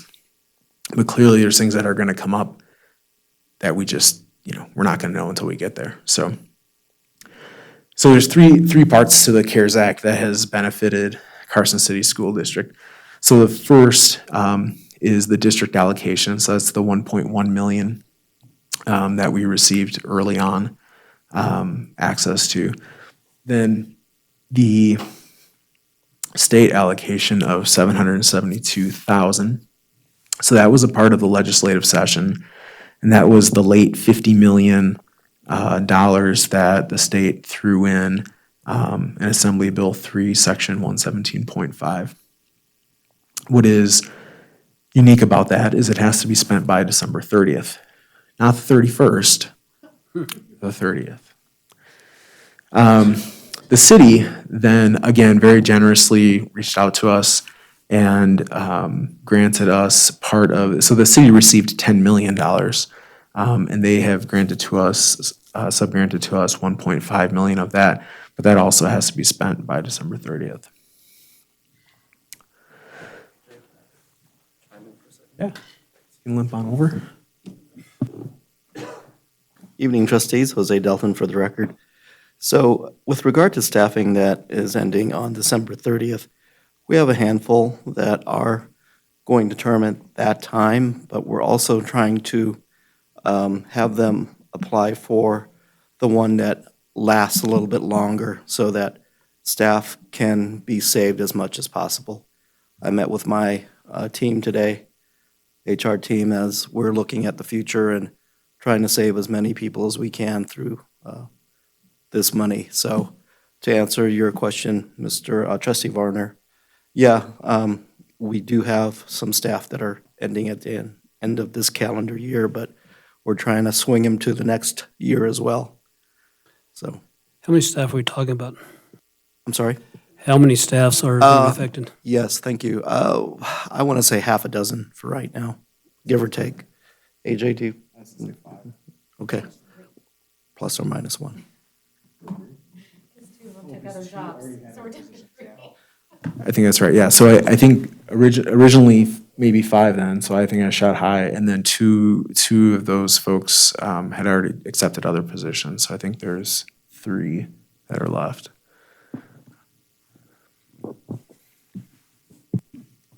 Thank you, sir. Okay. So within the district allocation of the CARES Act, there's 5 distance education coordinators. And so let me just clarify too. So a lot of these I have starting January 1st. It's not that the position starts January 1st. It's that everything, all of their service after January 1st will be paid for by this grant. So that's how we kind of help balance between some of the ones that only went up into December 30th. Again, December 31st for 30th, whatever. So 5 distance education coordinators whom we are currently struggling mightily to find folks for some of those positions. GATE TOSA and teacher. So the GATE grant took about a 70% hit during the session, so we lost a great deal of funding there. So some of those positions have moved in. A portion of the elementary specialists at each of the elementary schools, IT support tech, that has kind of been redeployed to do more with supporting all the online learning. A counselor at Carson High School. There was a position, or the elementary at-risk counselor grant went away. And so we picked up that position out of the grant. We also have Chromebooks written into that grant.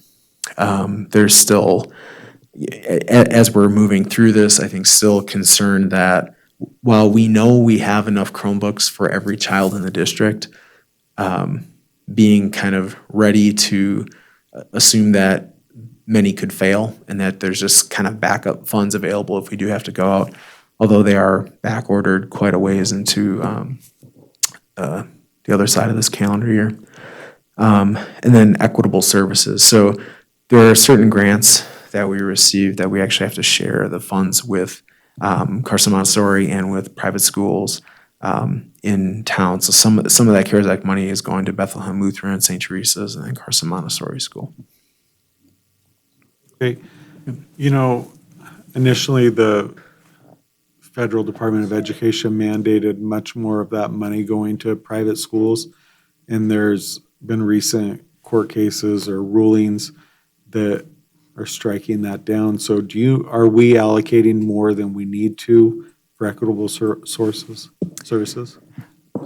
My understanding is, so Mrs. Dockery thought that the initial guidance on this was incorrect. And so in her calculations, she did it, I think the way she believed was correct, or what was right, and is how we treated other grants where we do this.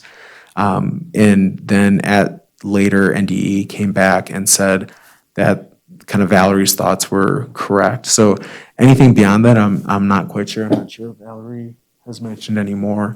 But if there is more going on with that, I'm sure she's aware of it. I'm not aware of any changes beyond that. Okay. So the state allocation, so this is the $50 million that came out of the special legislative session. And so this is kind of the other side of many of those positions that were already listed, again, until December 30th. There's also some additional EL support for the online changes at Mark Twain and Eagle Valley that have been included. Face masks and lanyards at the schools if they would be necessary. Headsets are being ordered for all of our EL students that are at home for specific help with when they're using Rosetta Stone software, so they at least have that, quiet that they can work on it, not just the mic and speaker on the laptop itself. Home access then to map testing, ST Math, data dashboard, Google Read Write with SnapVerter, Rosetta Stone, Cami, and Parent Square. I had, it's actually on the copy machine in the Fiscal Services office, a little explanation on each of those. But with Mrs. Fuson and Raymond here, if you had any questions about any of those specifically, they may be able to help you.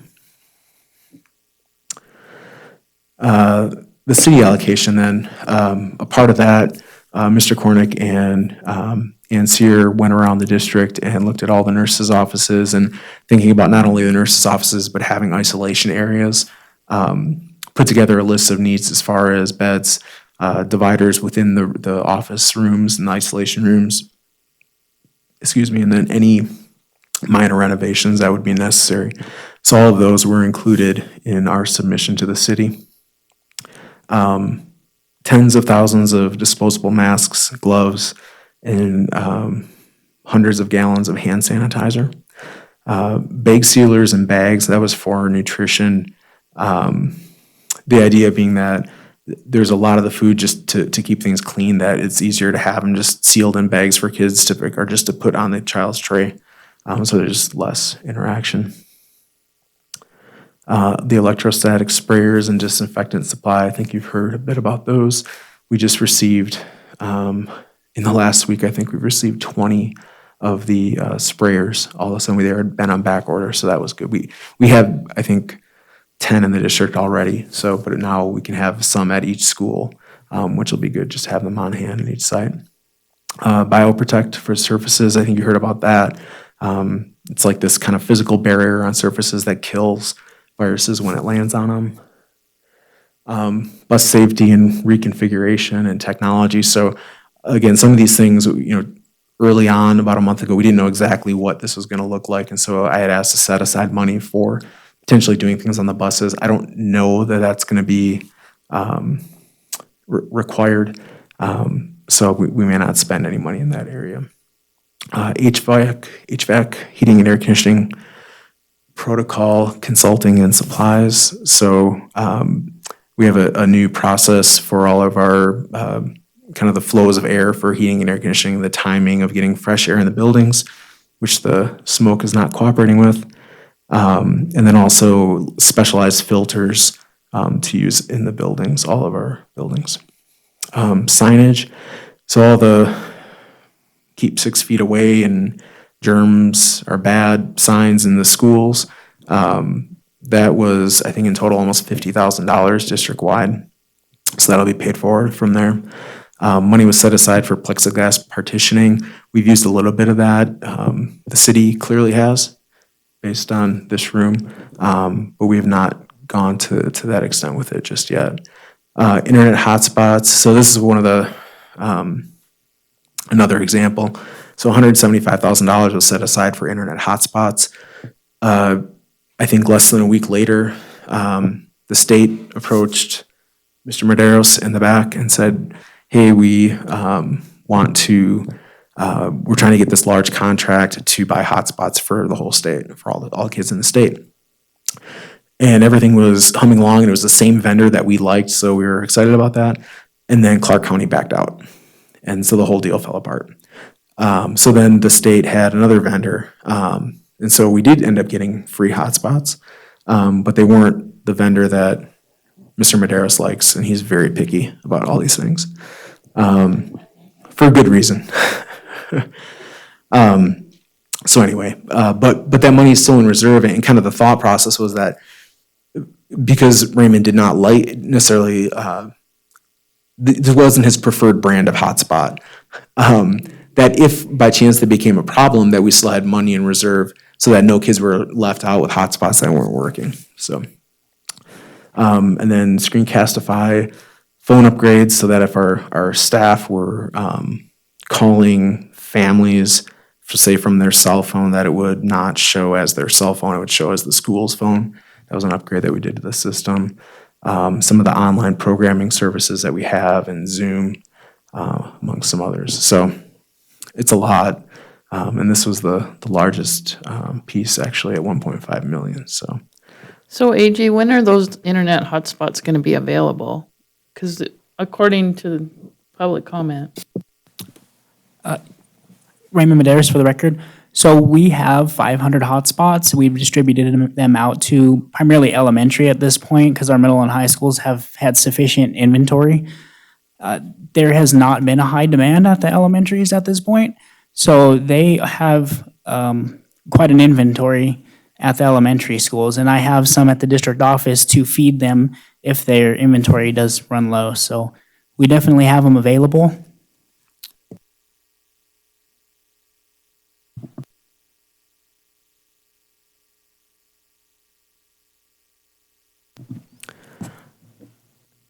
And that's all I have. If there are any questions about that or any of the first part of the presentation, sorry it was a bit lengthy.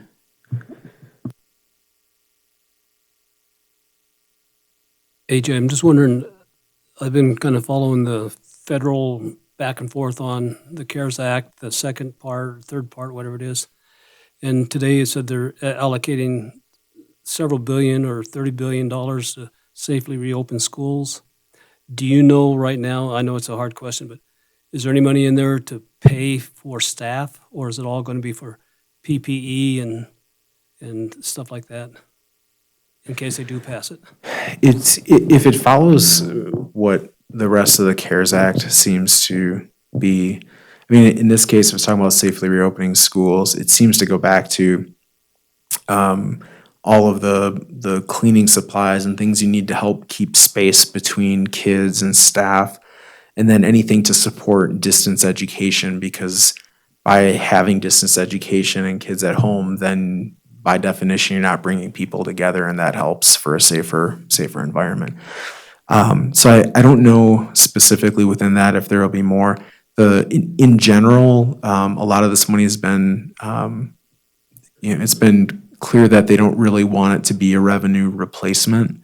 And all the guidance that came to the state and like a lot of the local governments, that was always a part of it.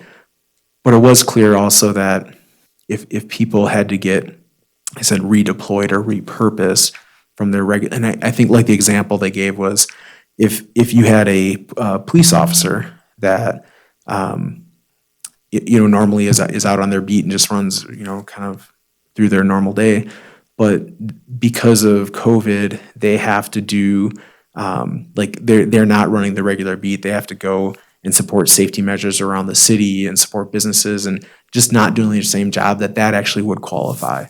So that's the kind of thing where we have to, kind of be careful of. I mean, there may be opportunities there, but in general, it's not just to replace and kind of keep going what you already have, I guess. I just want to do a shout out to Raymond and his team. Through his vision and his technology support that he's provided for not just families, but the entire district. I can't imagine what his day's like, but I know he's responding to emails all hours of the night and day and weekends. So while he's here, I just want to publicly thank his team. I don't think there's ever been in the history of education a more technology-dependent curriculum and way of doing school as we have today. And I'm just so grateful that Raymond and his team are around because, if they can't fix it right away, it's going to get done as soon as they can possibly do it. And they're going 100 million miles an hour. So, Mr. Delphin. Thank you, Raymond. I agree with that, but I think we're getting off topic, so. Gotcha. Yep. Thank you. Do we have any other questions for AJ about the budget or numbers? Just real quick. Thank you for presenting this. I know it was a real broad topic when I brought it up last time, and I think because I was just so worried, I didn't know what the hit was. So I appreciate the way you broke it down. There were no graphs, but we did get a chart. So just for my thinking wise, so the biggest hit we're getting is a deficit of $1.2 million overall. That's the best number I have right now. I don't, I know it will change. I don't believe it would change a lot, but I mean, maybe, $200,000 on either side of that, which I know is a lot of money, but this early in the year is just really hard. We'll have a better feel, even a month from now, when the staffing is kind of settled down a little bit. That's been the hardest part, is just lots of flows in and out. I mean, every day, Jose's staff is dealing with so much. But soon, soon enough, we'll have a better number. But at this time, that seems to be about what it is. Okay, well, I appreciate you putting it together, especially since it is early in the year for us to do that. And that, for one, I feel a little bit better now than I have felt the last couple months that we've been working on this. So I appreciate that, giving me a little bit of that calm and being a little more whelmed than over. But I appreciate that. And then just, it's just real reassuring to see the city work with us and think of us that way. And it just shows that, we started those meetings, I think, 6 years ago with the city when we had joint meetings. And I think that's really helped and brought this to the forefront where they understand a lot more than they did 6 years ago, even though the mayor was on the school board. I think having staff and their staff work together and making those by-year meetings has made a difference, and I think it showed up here. So I just really appreciate everybody working together. Well, and certainly we look forward to you keeping us apprised of the developments as we move forward. Thank you, Mr. Feeling. Next item on the agenda is discussion and possible action on selecting a topic for the 2020-2021 Carson City School District Board of Trustees sponsored American Citizen Essay Contest. This is for possible action. Mr. Stokes, take it away. Thank you, President Walker, members of the board. It is that time again that we consider a topic for the board's sponsored American Citizens Essay Contest. As you know, this is an ongoing project that has been, well, it was actually started in 2002 in memory of the events of 9/11. And as you know, it's a contest for students in all of our Carson City schools. It is a voluntary process, but we do encourage our students and our teachers to be aware of the event and encourage them to participate. In your packet, you have a list of all of the past writing prompts or the topics that have represented the American Essay Contest. The job of the board tonight is to come up with a topic for the 2020 version. And I know we were very fortunate last year. Trustee Carini had a great solution that came up early, and it was adopted by the board. And so maybe if we play our cards right tonight, Trustee Carini will help us out again. Regardless, I look forward to the No pressure, conversation. And we have some topics that could be considered also in your packet. But with that, Mr. President, I think that's enough of an introduction, and you folks know the drill well enough for us to carry forward. Sure, so I'll entertain any thoughts from the board. Don? All right, I have one. Maybe a couple other ideas, but wanted to go a little kind of simple, thinking about, in the past years, maybe I got a little too complex as well for the elementary school kids. With the outbreak of COVID-19, we've been thinking a lot about the importance of keeping ourselves healthy. What makes a democracy strong and healthy? So that's kind of a basic one. Then I kind of was playing around as well. This is the 100th anniversary of the passage of the 19th Amendment, guaranteeing and protecting women's constitutional right to vote. Explain the importance every citizen participating has the ability, I can wordsmith this, but I didn't really finish this one, having the ability to basically participate in our democracy by voting. Something like, if you want to go that direction on the voting. Those were the thoughts I had. Those are both good ideas. Anybody else? Go ahead, Joe. I was thinking, excuse me, I had a couple of thoughts similar to what Don had. I like the idea of trying to use COVID-19 for something positive. So I could support that. The other thing I was thinking of, just based on the topics we had, was given all the controversy we're having with civil rights and whatnot, it's an important topic that, despite a lot of people's efforts to get a handle on, it hasn't gone away. We still have some issues that we have to overcome. And so, when I look at a topic like "This land is your land," what does that mean? Or going back to 2003, liberty and justice for all, what does that mean? But I kind of think I'd like to be relevant with something along the lines of COVID or, the civil rights issues we're having right now. I think those are important learning lessons for our students.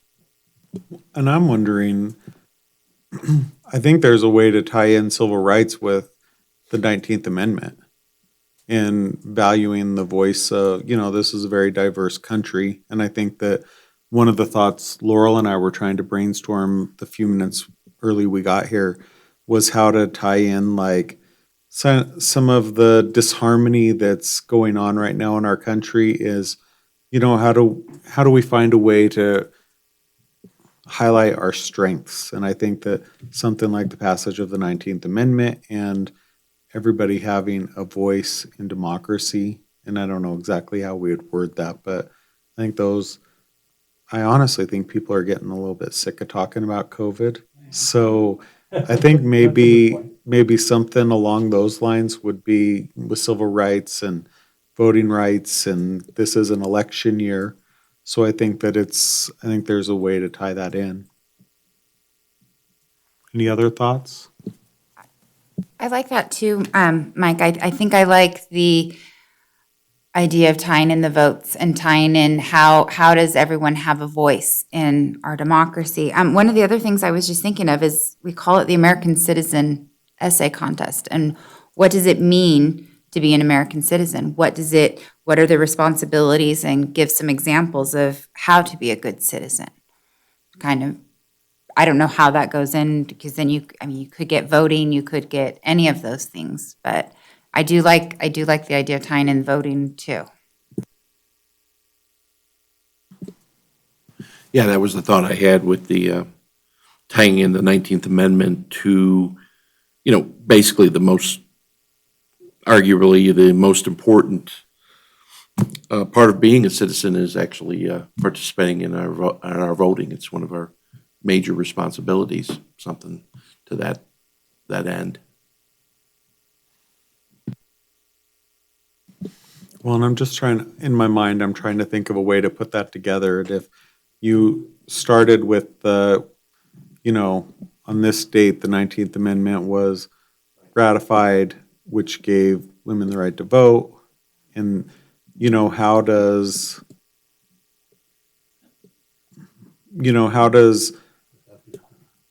the voice of everybody, you know what I'm trying to think of a way to put it together. Ryan looks like he might have a great idea. I kind of had the beginning, but it's just trying to, that end part, which is obviously most important, asking the ask, right? Basically, I had written it, 2020 marks the 100th anniversary of the passage of the 19th Amendment, guaranteeing protecting women's constitutional right to vote. Then, I had just thought, explain the importance of every citizen having the ability to participate in our, something like that. Or how about if we even said something about what are the strengths or benefits that come from our country allowing all citizens to have a voice in elections? I don't necessarily, it doesn't sound real good yet. It's not polished, but something along those lines. Is that what you're thinking? Well, and I think that ties in pretty well, because like Stacy and I were nodding at each other through the glass, when the 19th Amendment was ratified, it gave women the right to vote, but not all women. And it kind of leads into what we're experiencing right now. And so I think something along that line that kind of, takes something that, especially from a kid's standpoint, is truly history, to how that age-old history we're dealing with it right now. So Joe, somehow tying it into the current. I'm wondering so if we started with Dawn's introduction, maybe we could say, but this didn't allow everyone to have a vote. And then tying in a question about providing equal access or allowing all individuals to participate in democracy, something along those lines.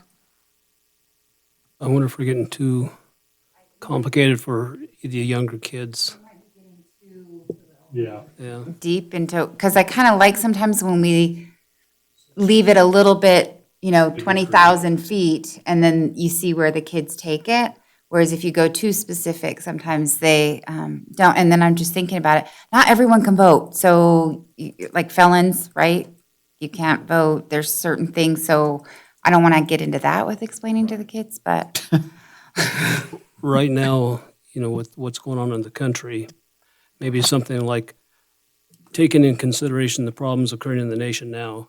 What are your ideas to help heal the country? Or correct? It's something I was thinking about personally, like just with the racial tensions in the country is what can, like I want to know from the kids, what can you do in your own sphere to improve racial relationships? Because maybe that makes them think about what steps can I take as an individual? So could you start with, you could talk about how the 19th Amendment was passed to provide women the right to vote. However, there are still groups who feel underrepresented. Is that the area you guys want to go in, or you just want to be more general? Because I think I that, think more general for my purposes. What if we? I think we leave the 19th Amendment out. yeah, Mr. but I think President? it's important to think about different ways to tie in everybody. You know what I'm saying? Go ahead, But Rich. you got elementary school kids that are going to be doing this too, right? Yeah, but sometimes they surprise you. Might I offer a suggestion? Sure. The question could be, how does voting help to define our country?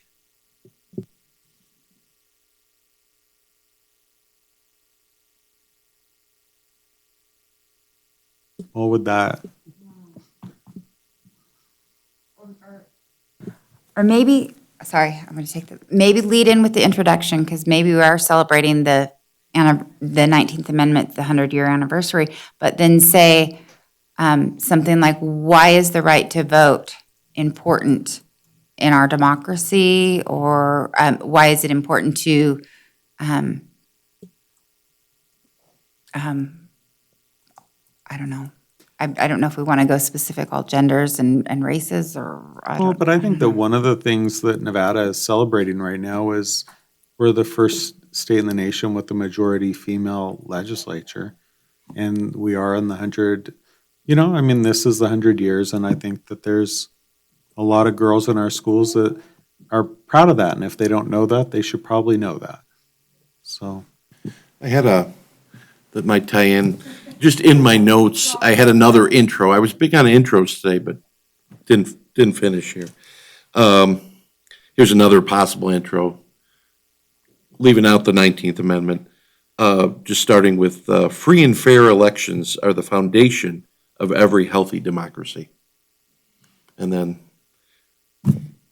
how does voting help to define our American citizenship? Or, I mean, you were saying that, or something like that, or you want to? I think if we're going to do the vote, if we're going to focus on the vote and how that is, I think we should reference the 19th Amendment anniversary.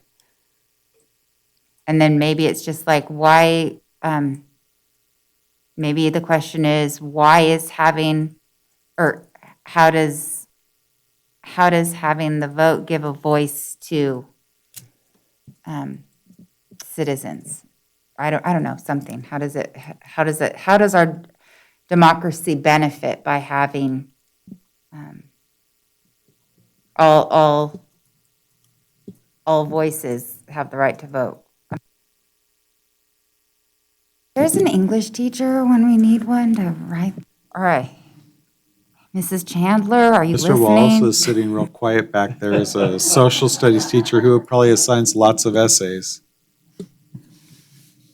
Yeah, I don't think I have the solution yet either, but I do like the idea of at least mentioning the 19th Amendment, maybe saying something like, the 19th Amendment allowed women the right to vote.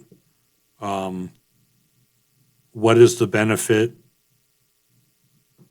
of something like, what is the benefit of allowing all Americans the opportunity to vote? Something like that. Well, or even, could we maybe even talk about the struggle? So,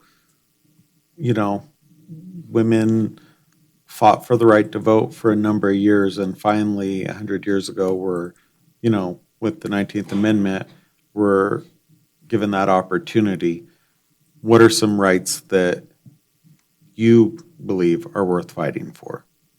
And then you could allow the kids to talk about what are the things that are important to them. And so then, instead of talking just about voting, they could talk about voting. They might talk about something else. Well, maybe that's the idea. If, most of we do have some students that are 18 years old that can vote, but really not that many. Right. So maybe something like, if you were afforded the opportunity to vote, what would be of importance to you?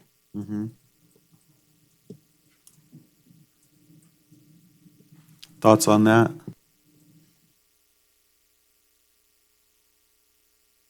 So Joe, you want to start putting something together?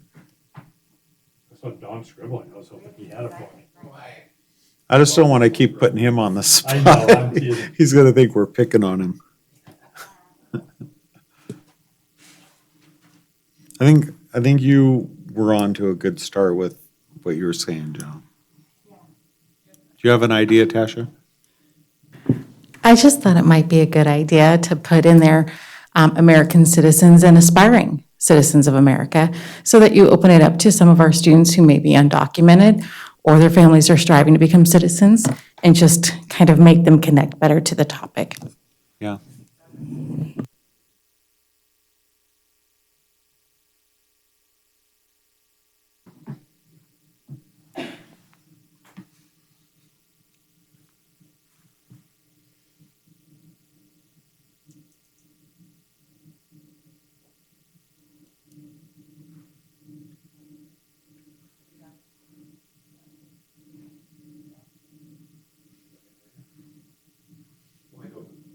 Stacy, this is called wait time.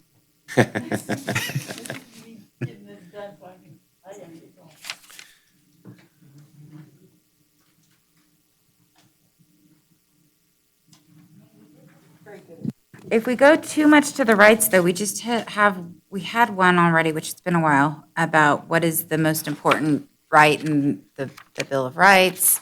So, I like the idea of keeping it. I like the idea of keeping it somewhat vague, because then I'm always impressed by the direction our students take, and I really don't want to lead them down lane 2 when, their path might be lane 11. Yeah, there's always some surprises in these when they present them. And you got to look at it's kindergarten through, high school too. And so you got to keep it, because you get a totally different version there. So what if we go back to the introductory statement about the 100-year anniversary of the women's suffrage movement, the 19th Amendment passed to guarantee women the right to vote. Why is it important to our democracy to have all voices heard? I mean, you could add through voting, or you could just something. Why is it important that all voices have a say in our democracy?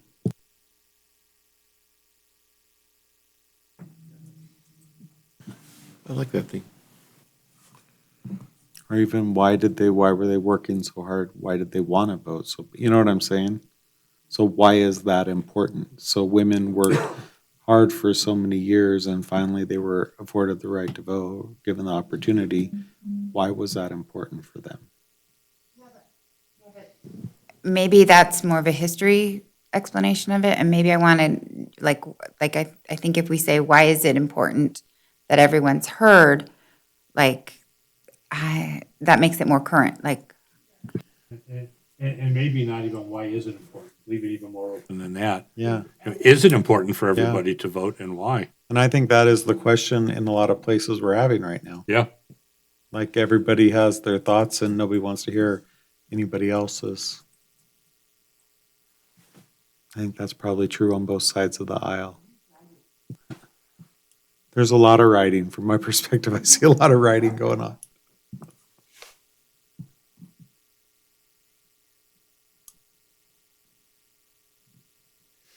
I kind of like the thought Joe had in the last sentence you had. Yes, let me just take trying to back it off a little bit. The 19th Amendment allowed women the right to vote. Is it important for everyone to be afforded the right to vote, and why? Do we want to say everyone, or do we want to say citizens, every citizen? Every citizen. Or even, should every citizen have the right to vote, and why?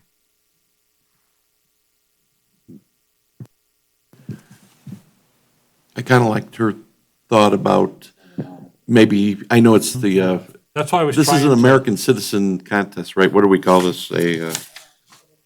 So it is a citizen contest. However, I like the open of basically all people having a say in this, right?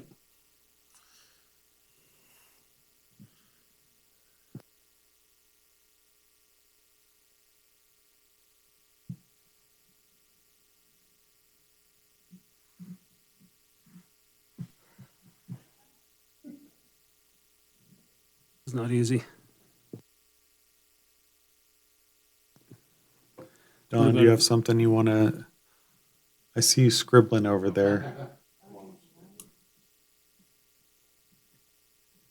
I mean, maybe we just go back to why is voting so important to our democracy? If we say this is it, why is voting so important? Or, you know, why is voting important to our democracy? Yeah, I like the idea of keeping it simple.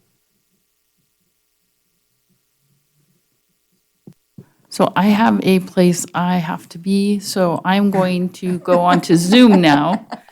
So just to let you know, I'm not leaving the I'm leaving the meeting, but I'll be on the alternate there on Zoom, so. Okay. Thanks. Thanks, Stacy.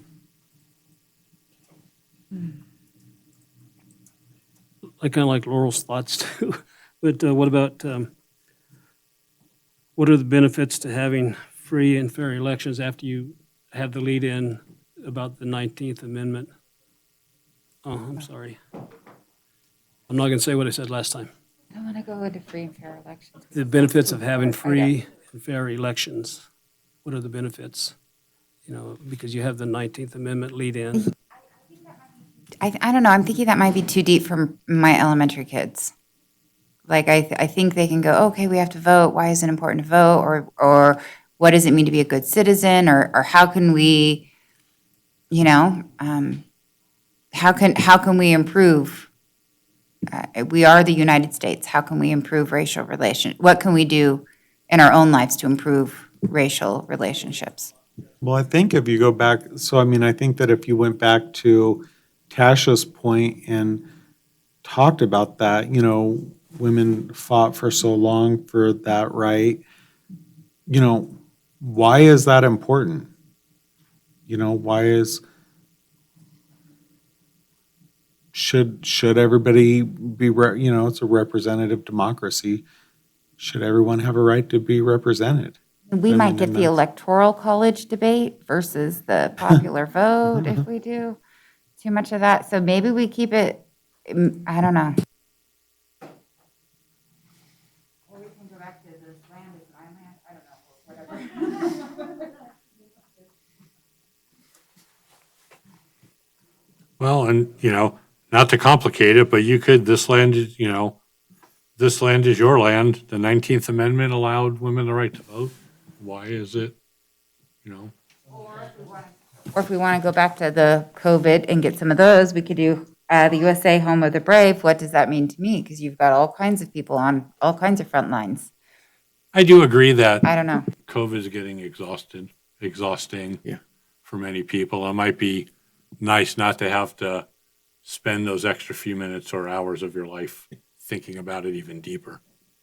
Well, and I think for some kids, I think they don't have the complexity a lot of us do, and I think for some kids, it is truly a scary thing for them. Yeah.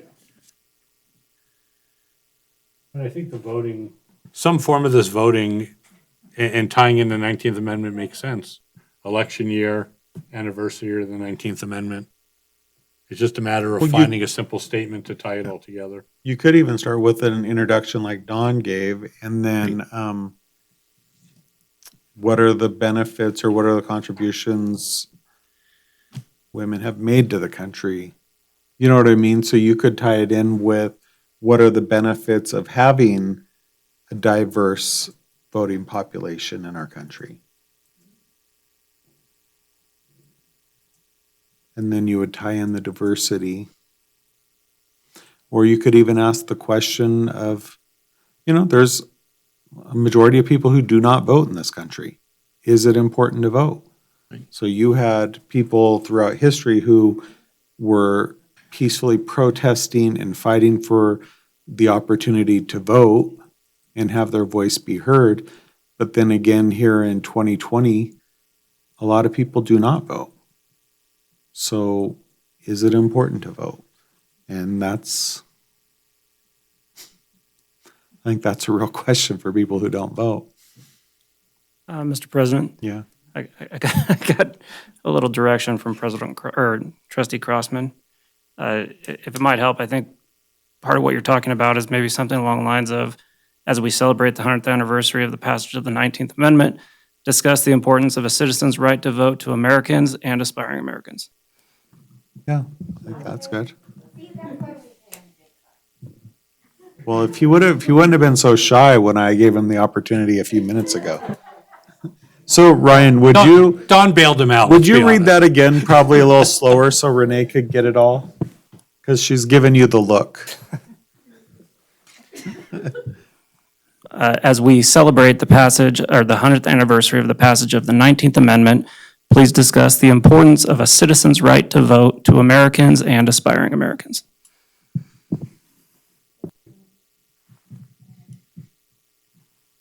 I think that sounds wonderful. Do we have, Dawn, does that mean you're ready to make a motion?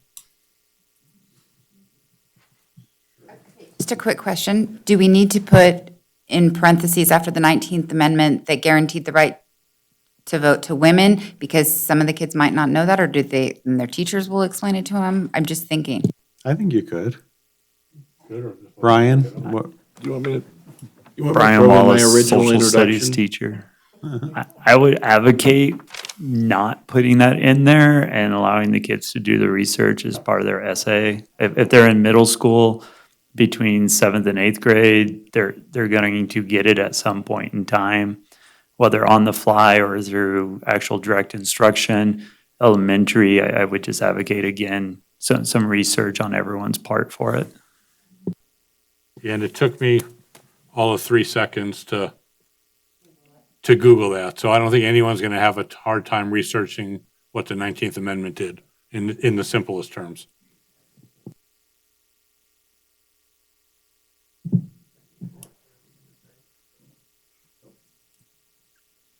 You ready, Dawn?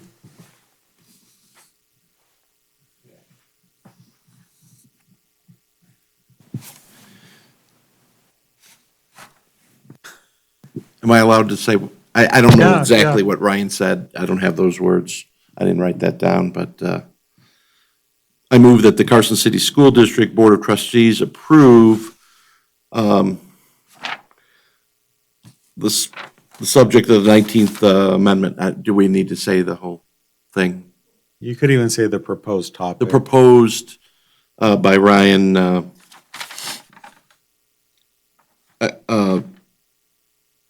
19th Amendment, whatever, topic for the 2021 board-sponsored American Citizen Essay Contest. Got that, Renee? Second. All right, we have a motion by Dawn, second by Laurel. Any further discussion from the board? I think that's an excellent topic. I agree. He just wants to go home to his family. He's like, I'm finding a topic and getting these people out of here. So any public comment? Seeing no public comment? All right, so I'm gonna call the question. All those in favor? Aye. Any opposed? Aye. Okay, motion passes. Thank you for bailing us out. Next item on the agenda is number 11, approval of the consent agenda. This is for possible action. I move that the Carson City School District Board of Trustees approve the consent agenda as submitted. Second. Motion by Joe, second by Lupe. Any discussion from the board? Seeing none, any public comment? Seeing no public comment? Okay, I'm gonna call the question. All those in favor? Aye. Any opposed? Motion passes. Next item on the agenda, item number 12, informational items. This is for discussion only.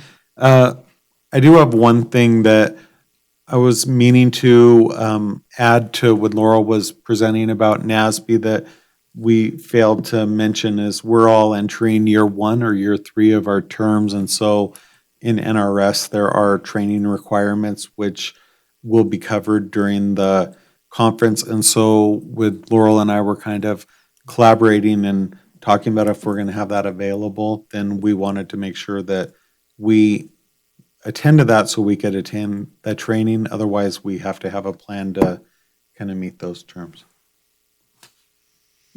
Any other questions of informational items?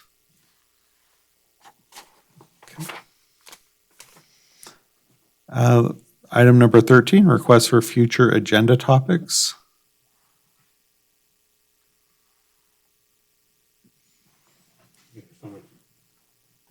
I don't have any. I just think there's so many topics popping up every day that there's no shortage of new agenda items without even presenting a new one. Yeah, I'm afraid to add anything to our agenda because from day to day, we never know what's going to happen. So I think certainly we're appreciative of Mr. Stokes and his team's efforts to keep us apprised of the developments as they're happening. So thank you for that. And the next item is adjournment. Thank you, everyone. See you in 2 weeks.